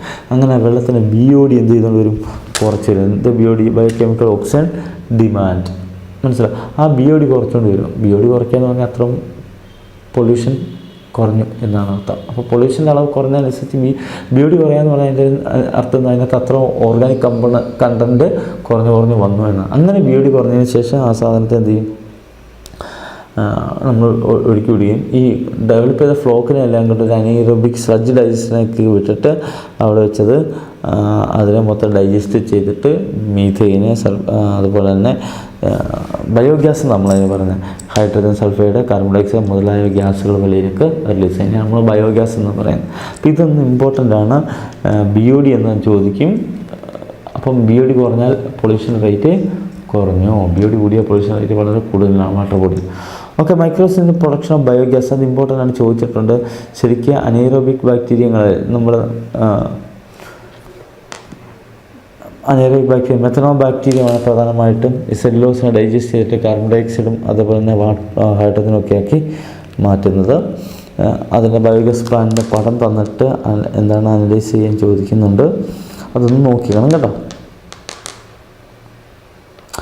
Microbes as bio control agent. Bio control ഏജൻറ്റിനകത്ത് നമ്മൾ മൈക്രോബ്സിൻ്റെ കേസ് പറയുമ്പോൾ നമ്മൾ പറയുന്നത് ബാസിലസ് തുറിഞ്ചിയൻസിസിനെ ഉപയോഗിച്ചുകൊണ്ടുള്ള BT കോട്ടൺ അതിൻ്റെ ജനറ്റിക് ക്രൈ പ്രോട്ടീൻ ഉണ്ടാക്കുന്ന ജീനെ എടുത്തിട്ട് നമ്മൾ കോട്ടൺ പ്ലാന്റിലേക്ക് ഇൻസെർട്ട് ചെയ്ത് അപ്പോൾ സ്വാഭാവികമായിട്ട് ഓൾറെഡി ആ ക്രൈ പ്രോട്ടീൻ എവിടെ ഉണ്ടാവും, അല്ലെങ്കിൽ ആ ജീൻ എവിടെ ഉണ്ടാവും, ആ ഏത് പ്ലാന്റിലേക്കാണ് നമ്മൾ മാറ്റി ആ പ്ലാന്റിലുണ്ടാവും. അവിടെ ആ ക്രൈ പ്രോട്ടീൻ ഉണ്ടാകുന്നതുകൊണ്ട് ചില പ്രത്യേക ഇൻസെക്റ്റുകൾ അവൻ മുട്ടയിട്ടിട്ട് എന്താണ് അതിൻ്റെ ലാർവയാണ് ഇതിൻ്റെ ഇലകളൊക്കെ ഭക്ഷിക്കുന്നത്. അപ്പം കോട്ടൺ പ്ലാന്റിലാണ് ഇത് പ്രധാനമായിട്ട് നമ്മൾ ചെയ്തിരിക്കുന്നത്. അപ്പോൾ കോട്ടൺ പ്ലാന്റിൽ BT കോട്ടൺ എന്നാണ് നമ്മൾ പറയുന്നത്. BT കോട്ടൺ ഉപയോഗിച്ചുകൊണ്ട് നമ്മൾ ഈ വിഷം ഓൾറെഡി അതിനകത്ത് കാണും. അപ്പോൾ ഈ ഇൻസെക്റ്റ് വന്ന് തന്നെ തിന്നത്തില്ല. അപ്പോൾ അങ്ങനെ ആ ഇൻസെക്റ്റിനെ കൺട്രോൾ ചെയ്യാൻ നമുക്ക് പറ്റുന്നതാണ്. അതുപോലെ തന്നെ ഈ ബാസിലസ് തുറിഞ്ചിയൻസിസിന് ചെറിയ പൊടികളായിട്ട് നമുക്ക് മേടിക്കാൻ കിട്ടും. അത് വെള്ളത്തിൽ കളിക്കുമ്പോൾ സ്പ്രേ ചെയ്താലും ഈ ഇൻസെക്റ്റ് വന്ന് മുട്ടയിടത്തില്ല. മുട്ടയിട്ട് വിരിഞ്ഞ് വരുന്ന ലാർവയുടെ ഭക്ഷണമാണ് അയല. അപ്പം അങ്ങനെ മൈക്രോബ്സിനെ നമ്മൾ കൺട്രോൾ ചെയ്യുന്നുണ്ട്. അതുപോലെ ട്രൈക്കോഡെർമ സ്പീഷീസിൽ ഫ്രീ ലിവിങ് ഫംഗസാണ്. ഇത് റൂട്ട് സിസ്റ്റവുമായിട്ട് ബന്ധപ്പെട്ട് എക്കോസിസ്റ്റവുമായിട്ട് ബന്ധപ്പെട്ട് കാണാറുണ്ട്. അപ്പോൾ ഈ ട്രൈക്കോഡെർമയും പല പ്ലാന്റ് പതോജൻസിനെ നശിപ്പിക്കുന്നവനാണ്. അതേപോലെ തന്നെ bacteria viruses pathogens that attack insects and other arthropods. Bacteria virus എന്ന് പറഞ്ഞാൽ pathogens that attack insects and other ഇൻസെക്റ്റുകളെ മറ്റ് ആർട്രോപോഡ്സിനെയൊക്കെ നശിപ്പിക്കുന്ന അല്ലെങ്കിൽ അറ്റാക്ക് ചെയ്യുന്ന പതോജൻസിനെ പറഞ്ഞ ബാക്ടീരിയ വൈറസ് ഇവയും നമുക്ക് നമ്മുടെ എന്താണ് വിളവൊക്കെ സംരക്ഷിക്കാൻ വേണ്ടി ബയോ കൺട്രോൾ ഏജൻറ്റ്സ് ആയിട്ട് നമുക്കിവരെ ഉപയോഗിക്കാം. Then microbes as biofertilizers ആയിട്ട് ഉപയോഗിക്കുന്ന സിംബയോട്ടിക് ബാക്ടീരിയ റൈസോബിയം കേട്ടിട്ടുണ്ട്. പയറുചെടിയുടെ റൂട്ട് നൊഡ്യൂളിൽ ലെഗ്മിനസ് പ്ലാന്റ്സിൻ്റെ റൂട്ട് നൊഡ്യൂളിൽ കാണപ്പെടുന്ന ബാക്ടീരിയമാണ് റൈസോബിയം. ഇവൻ അറ്റ്മോസ്ഫിയറിക് നൈട്രജനെ നൈട്രേറ്റ് ആക്കി മാറ്റി ഫിക്സ് ചെയ്യാനുള്ള കഴിവുണ്ട്. അതേപോലെ തന്നെ ഫ്രീ ലിവിങ് ആയിട്ട് കാണപ്പെടുന്ന ബാക്ടീരിയങ്ങളാണ് അസോസ്പൈറല സെറ്റോബാക്ടീരിയ. ഇവന്മാരും അറ്റ്മോസ്ഫിയറിക് നൈട്രജൻ നൈട്രേറ്റ് ആക്കി മാറ്റും. അങ്ങനെ മണ്ണിന് ഫലഭൂഷ്ഠ വർദ്ധിക്കാൻ സഹായിക്കുന്നുണ്ട്. ദെൻ മൈക്രോറൈസ എന്ന് പറഞ്ഞാൽ വലിയ വലിയ പ്ലാന്റ്സിൻ്റെ ഹയർ പ്ലാന്റ്സിൻ്റെയൊക്കെ റൂട്ടുമായിട്ട് ബന്ധപ്പെട്ട് കാണുമ്പോൾ സിംബയോട്ടിക് അസോസിയേഷനാണ്. ഫംഗസുകളാണ്. ഇവർ ഫോസ്ഫറസിൻ്റെ അളവ് കൂട്ടാൻ സാധിക്കുന്നത്. ഇവന്മാർ ഫോസ്ഫറസിനെ അബ്സോർവ് ചെയ്യുന്നത് നമ്മുടെ പ്ലാന്റ്സിന് കിട്ടുന്നതിന് കാരണമാവുകയും ചെയ്യുന്നുണ്ട്. അതേപോലെ തന്നെ സയനോ ബാക്ടീരിയ അഥവാ ബ്ലൂ ഗ്രീൻ ആൽഗ എന്നൊക്കെ നമ്മൾ പറയും. ഇവന്മാർ അറ്റ്മോസ്ഫിയറിക് നൈട്രജനെ ആൽഗയാണ് വെള്ളത്തിലാണ്. അപ്പോൾ അറ്റ്മോസ്ഫിയറിക് നൈട്രജൻ നൈട്രേറ്റാക്കി മാറ്റി ആ വെള്ളത്തിൽ കളയും. പാടി ഫീൽഡിലൊക്കെ ബ്ലൂ ഗ്രീൻ ആൽഗയുള്ള വളരെയധികം നല്ല കാര്യമാണ്. ഓക്കെ, അപ്പോൾ അത്രയാണ് ആ ചാപ്റ്ററിനകത്തുള്ളത്. ഇനി ഒരു ചാപ്റ്റർ കൂടിയാണ് നമുക്കുള്ളത്. ആ ചാപ്റ്ററിൻ്റെ പേര് ബയോഡൈവേഴ്സിറ്റി ആൻഡ് കൺസർവേഷൻ. വളരെ കുറച്ച് കാര്യങ്ങൾ മാത്രമേ അതിനകത്ത് പഠിച്ചാൽ മതി. ഒന്ന് അതിൻ്റെ ജനറ്റിക് ഡൈവേഴ്സിറ്റി, പല ലെവലുള്ള diversity, genetic diversity, species diversity, ecological diversity. ഈ 3 തരത്തിലുള്ള ഡൈവേഴ്സിറ്റി നമ്മളൊന്ന് മനസ്സിലാക്കണം. ജീൻ ലെവലുള്ള ഡൈവേഴ്സിറ്റി, ഇപ്പോൾ ഒരേ അച്ഛൻ്റെ അമ്മയുടെ മക്കളാണെങ്കിൽ ഇപ്പോഴും വ്യത്യാസം വരുന്നുണ്ട് അല്ലേ. ആ ജീൻ ലെവലുള്ള ഡൈവേഴ്സിറ്റി നമ്മൾ പറയുന്നത് ജനറ്റിക് ഡൈവേഴ്സിറ്റി എന്ന് പറയുന്നത്. ഏതാണ്ട് 50,000 genetical different strains of rice നമ്മുടെ നാട്ടിലുണ്ട്. 1000-ഓളം വെറൈറ്റി ഓഫ് മാംഗോ. ഇത് മാംഗോ എന്ന് പറഞ്ഞാൽ മാഞ്ചിഫറ ഇൻഡിക്ക ഒറ്റ സ്പീഷീസാണ്, പക്ഷേ അതിൻ്റെ 1000-ഓളം വെറൈറ്റി ഉണ്ട്. റൈസസറ്റീവ് എന്ന് പറയുന്നത് നെല്ലാണ്. അതിൻ്റെ 50,000-ഓളം ഡിഫറൻ്റ് ആയിട്ടുള്ള സ്ട്രെയിൻ നെല്ലുകൾ നമുക്കുണ്ട്. അപ്പോൾ ഇതൊക്കെയാണ് നമ്മൾ ജനറ്റിക് ജീൻ ലെവലുള്ള ഡൈവേഴ്സിറ്റി. സ്പീഷീസ് ലെവലുള്ള ഡൈവേഴ്സിറ്റി എന്ന് പറഞ്ഞാൽ അല്പം കൂടി ഉയർന്ന ലെവലിലേക്കുള്ള ഡൈവേഴ്സിറ്റിയാണ്. അത് സ്പീഷീസ് ഇപ്പോൾ എക്കോസിസ്റ്റം എടുക്കുകയാണെങ്കിൽ അവിടെ ആംഫിബിയൻസിൻ്റെ കേസിൽ വെസ്റ്റേൺ ഘട്ടത്തിലെ ആംഫിബിയൻസിൻ്റെ കേസ് പറയുമ്പോൾ ആംഫിബിയൻസ് എന്തോരം ഉണ്ട്, 100-300 ആംഫിബിയൻ സ്പീഷീസ് അവിടെ ഉണ്ട് എന്ന് പറയുന്നതാണ് അവിടുത്തെ ആ സ്പീഷീസ് ഡൈവേഴ്സിറ്റി. എക്കോളജിക്കൽ ഡൈവേഴ്സിറ്റി എന്ന് പറഞ്ഞാൽ എക്കോസിസ്റ്റം ലെവൽ. അപ്പോൾ ഉദാഹരണം ഒരു it is A measure of the diversity at community or ecosystem level. അതായത് ഒരു എക്കോസിസ്റ്റത്തിലുള്ള ഡൈവേഴ്സിറ്റി. ഇപ്പോൾ ഒരു കാട്, ആ ഡൈവേഴ്സിറ്റി അല്ല അപ്പുറത്തുള്ള ഒരു വലിയൊരു കുളത്തിൽ, അതായിരിക്കത്തില്ല അപ്പുറത്തൊരു ഡെസേർട്ടിൽ, അതല്ല അപ്പുറത്തൊരു എന്താണ് ഗ്രാസ് ലാൻഡിൽ, ഈ തരത്തിലുള്ള എക്കോസിസ്റ്റം ലെവലിലുള്ള ഇച്ചിരി ഉയർന്ന തരത്തിലുള്ള ഡൈവേഴ്സിറ്റി നമ്മൾ വിളിക്കുന്ന പേരാണ് ecological diversity. Ecological diversity is greater than in India due to presence of large number of ecosystems like desert, rain forest, coral reefs, wetland, estuaries and alpine meadows. ഇങ്ങനെ പലതരത്തിലുള്ള എക്കോസിസ്റ്റം ഉള്ളതുകൊണ്ട് പലതരം എക്കോസിസ്റ്റം ഡൈവേഴ്സിറ്റി വളരെ കൂടുതലാണ് ഇവിടെ ഇന്ത്യയിൽ. അപ്പോൾ diversity 3 തരത്തിൽ: genetic diversity, species diversity and ecosystem diversity. അതൊന്നും ഓർമ്മ വേണം. പിന്നെ നമ്മൾ ശ്രദ്ധിക്കേണ്ട ഒരു കാര്യം, നമ്മുടെ ഇവിടെയുള്ള ജീവികളുടെ ഒരു എണ്ണം ഏറ്റവും കൂടുതൽ ആരാണ് ഉള്ളത് ഒരു പൈ ഡയഗ്രത്തിൻ്റെ രീതിയിൽ തന്നിട്ടുണ്ട്. ഭൂമിയിലെ ജീവികളുടെ അവസ്ഥ അത് ഇൻവെർട്ടിബ്രേറ്റ്സിൻ്റെ നിങ്ങൾക്ക് നോക്കാം, ഏതാണ്ട് ഒരു 75% കൂടുതൽ ഇൻസെക്റ്റുകളാണ്, പിന്നെ വരുന്നത് മൊളസ്കുകളാണ്, പിന്നെ ക്രസ്റ്റേഷ്യൻസ്, പിന്നാണ് ബാക്കി എല്ലാ വിഭാഗങ്ങളും കൂടി വരുന്നത്. ഇത് ഈ പൈ ഡയഗ്രം തന്നിട്ട് അളവനുസരിച്ച് ഇവരെ എഴുതാൻ പറയും. ഇപ്പം ഇവിടെ എ ആരാ വരുന്നത്, ബി ആരാ വരുന്നത്, ഇത് എഴുതാൻ ചോദിക്കും. അതുകൊണ്ട് അത് പഠിച്ചോണം. വെർട്ടിബ്രേറ്റ്സിൻ്റെ കേസിൽ വരുമ്പോൾ ഫിഷസ് ആണ് ഏറ്റവും കൂടുതൽ, 50% ഫിഷസ് ഉണ്ട്. പിന്നെ വരുന്നത് ബേഡ്സും റെപ്റ്റൈൽസും ആണ്. പിന്നെ വരുന്നത് മാമൽസ്, ആംഫിബിയൻസും വെർട്ടിബ്രേറ്റ്സിൻ്റെ കേസിൽ. അപ്പോൾ ഏറ്റവും കൂടുതൽ ഫിഷസ് ആണ്, 50% ഫിഷുകളാണ്. അപ്പോൾ ഏറ്റവും കൂടുതലുള്ള വെർട്ടിബ്രേറ്റ്സ് ആണെന്ന് വെച്ചാൽ ഫിഷസ് ആണ്. പ്ലാന്റ്സിൻ്റെ കേസ് വരുമ്പം ഏതാണ്ട് ആൻജിയോസ്പേംസ്, ഫംഗസുകളും കട്ടയ്ക്കാണ്, ഏകദേശം ഒരേ അളവിൽ അവയുണ്ട്. പിന്നെ വരുന്ന ആൽഗകളാണ്, പിന്നെ ഫേൺസും അതുപോലെ മോസ് പ്ലാന്റുകളും വരും, പിന്നെയാണ് ലൈക്കൻസ്. അപ്പോൾ ഇതാണ് പ്ലാന്റ്സിൻ്റെ ഒരു അവസ്ഥ. ഇത് ഈ 3 പൈ ഡയഗ്രം ഒന്ന് പഠിച്ചു വെച്ചോണം കേട്ടോ, പരീക്ഷയ്ക്ക് ചോദിക്കാൻ സാധ്യത. പിന്നെ പാറ്റേൺസ് ഓഫ് ബയോഡൈവേഴ്സിറ്റിയിലെ ലാറ്റിറ്റ്യൂഡ് ഗ്രേഡിയൻറ്റും അതേപോലെ തന്നെ സ്പീഷീസ് ഏരിയ റിലേഷൻഷിപ്പും ഒന്ന് നോക്കിയേക്കണം. ലാറ്റിറ്റ്യൂഡൽ ഗ്രേഡിനകത്ത് ലാറ്റിറ്റ്യൂഡ് കൂടുന്നതനുസരിച്ച് അല്ലെങ്കിൽ ഇക്വേറ്ററിൽ നിന്ന് പോളാർ റീജിയനിലേക്ക് പോകുന്നതോറും ഡൈവേഴ്സിറ്റി കുറഞ്ഞു വരും. അപ്പോൾ അതിൻ്റെ റീസൺ എന്താണെന്നുള്ളത് ഇവിടെ തന്നിട്ടുണ്ട്. ഒന്ന്, ഫ്രീക്വൻറ്റ് ഗ്ലേസിയേഷൻ നേരത്തെ നടന്നുകൊണ്ട് ടെമ്പറേറ്റ് റീജിയനിലൊക്കെ എവല്യൂഷനുള്ള ടൈം കിട്ടിയിട്ടില്ല. ഇടയ്ക്കിടയ്ക്ക് ഇങ്ങനെ ഗ്ലേസിയേഷൻ ഉണ്ടാകുന്നതിൻ്റെ ഫലമായിട്ട് കുറേ ജീവികളെ നശിച്ചു പോകും. നേരെ മറിച്ച് ട്രോപ്പിക്കൽ റീജിയനിലേക്ക് വരുമ്പം കുറേ വർഷങ്ങളായിട്ട് റിലേറ്റീവ്ലി അൺഡിസ്റ്റർബ്ഡ് ആയിട്ട് കിടക്കുന്നതുകൊണ്ട് കൂടുതൽ ജീവജാലങ്ങൾക്ക് ഇവോൾവ് ചെയ്ത് വരാനുള്ള സമയം ധാരാളം ഉള്ളതുകൊണ്ട് ഇത്ര ഡൈവേഴ്സിറ്റി ഉണ്ടായി എന്നാണ് പറയുന്നത്. മറ്റൊന്ന് പറയുന്നത് എൻവയോൺമെൻറ്റ്സ് റിലേറ്റീവ്ലി മോർ കോൺസ്റ്റൻ്റ് ആണ് ഇവിടെ ട്രോപ്പിക്കൽ റീജിയനിൽ, അതുപോലെ ലെസ് സീസണലാണ്.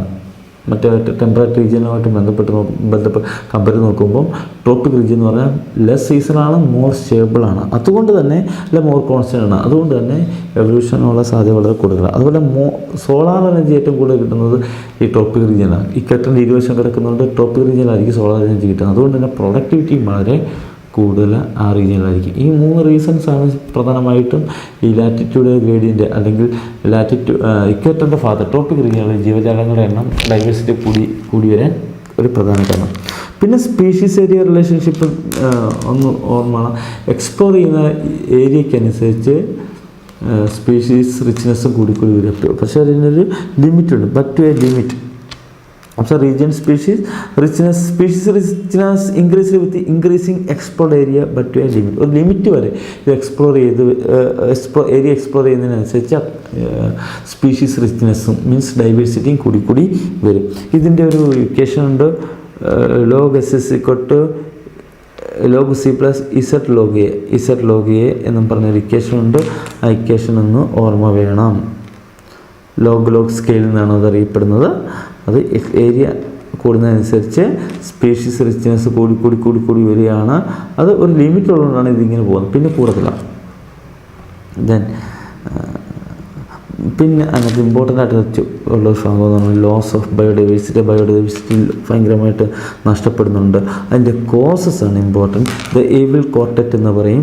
4 തരത്തിൽ. ഒന്ന്, ഹാബിറ്റാറ്റ് ലോസ് ആൻഡ് ഫ്രാഗ്മെൻറ്റേഷൻ, ജീവജാലങ്ങളുടെ വാസസ്ഥലം നഷ്ടപ്പെടുക. Destruction of habits is the primary cause of extinction of species.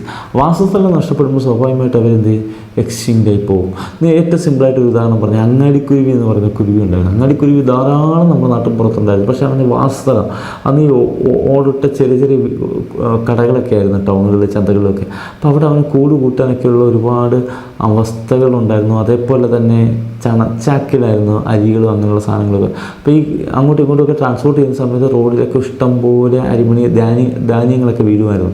അവ കൊത്തി തിന്ന് അവന് ജീവിക്കാൻ പറ്റും. പക്ഷേ പിന്നീട് എന്താ സംഭവിച്ചെന്ന് ചോദിച്ചു കഴിഞ്ഞാൽ ഈ ഇത്തരത്തിലുള്ള കടകളുടെ എണ്ണം കുറഞ്ഞു വന്നു. ടൗണുകളിലൊക്കെ വലിയ കോൺക്രീറ്റ് കെട്ടിടങ്ങൾ വന്നു. ഇവന് കൂട് കൂട്ടാനുള്ള സ്ഥലമില്ല. അതേപോലെ തന്നെ ഈ ഇതുപോലെ മാർക്കറ്റിലൊക്കെ ഇഷ്ടംപോലെ ഇങ്ങനെയുള്ള അരിമണിയോ ധാന്യങ്ങളൊന്നും വീഴുന്നില്ല. കാരണം പ്ലാസ്റ്റിക് ചാക്കായി, അതേപോലെ ചാക്ക് തന്നെ അല്ല പ്ലാസ്റ്റിക്കിനകത്തായി. അങ്ങനെ വന്നപ്പം ഇവന് ഫുഡ് കിട്ടുന്നതിൻ്റെ അവൈലബിലിറ്റി കുറഞ്ഞു, അവന് വാസസ്ഥലത്തിന് അവൈലബിലിറ്റി കുറഞ്ഞു. സ്വാഭാവികമായിട്ട് അവൻ്റെ എണ്ണം കുറഞ്ഞു.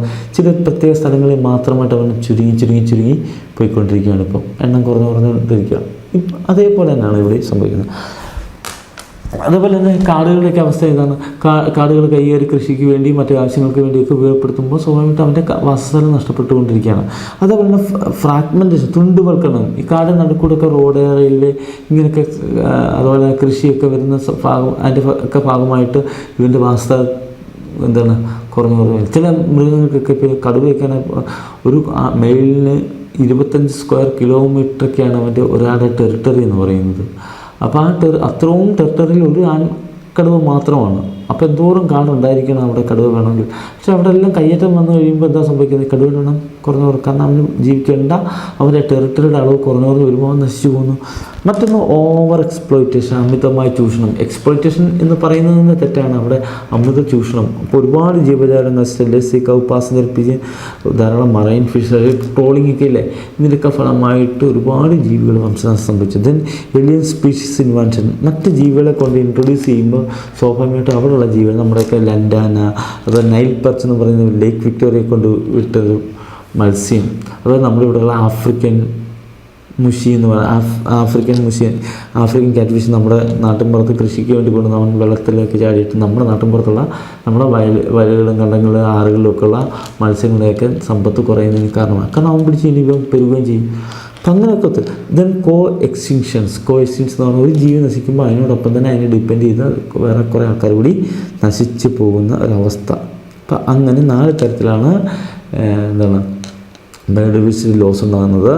പിന്നെ ഇതിനെ കൺസർവ് ചെയ്യാൻ പ്രധാനമായിട്ട് 3 ആർഗ്യുമെൻറ്റ്സ്. ഒന്ന് നാരോലി യൂട്ടിലിറ്റേറിയൻ ആർഗ്യുമെൻറ്റ്സ്. കാരണം നമുക്ക് കുറേ ആവശ്യങ്ങൾ ഈ ബയോഡൈവേഴ്സിറ്റി കൊണ്ട് നമുക്ക് നിർവഹിക്കപ്പെടുന്നുണ്ട്. നമുക്ക് ആവശ്യമായ ഫുഡ് കിട്ടുന്നുണ്ട്, റെസിൻ, ഗമ്മ്, അത് ഫയർവുഡ്, ഫൈബർ, ഇങ്ങനെയുള്ള പല കൺസ്ട്രക്ഷൻ മെറ്റീരിയൽ, ഇങ്ങനെയുള്ള ഒരുപാട് ആവശ്യങ്ങൾക്ക് നമുക്ക് കിട്ടുന്നുണ്ട്, മനുഷ്യന് കിട്ടുന്നുണ്ട്. അതിനെ സംരക്ഷിക്കണം. അതൊരു ചെറിയ ഉപയോഗമാണ്.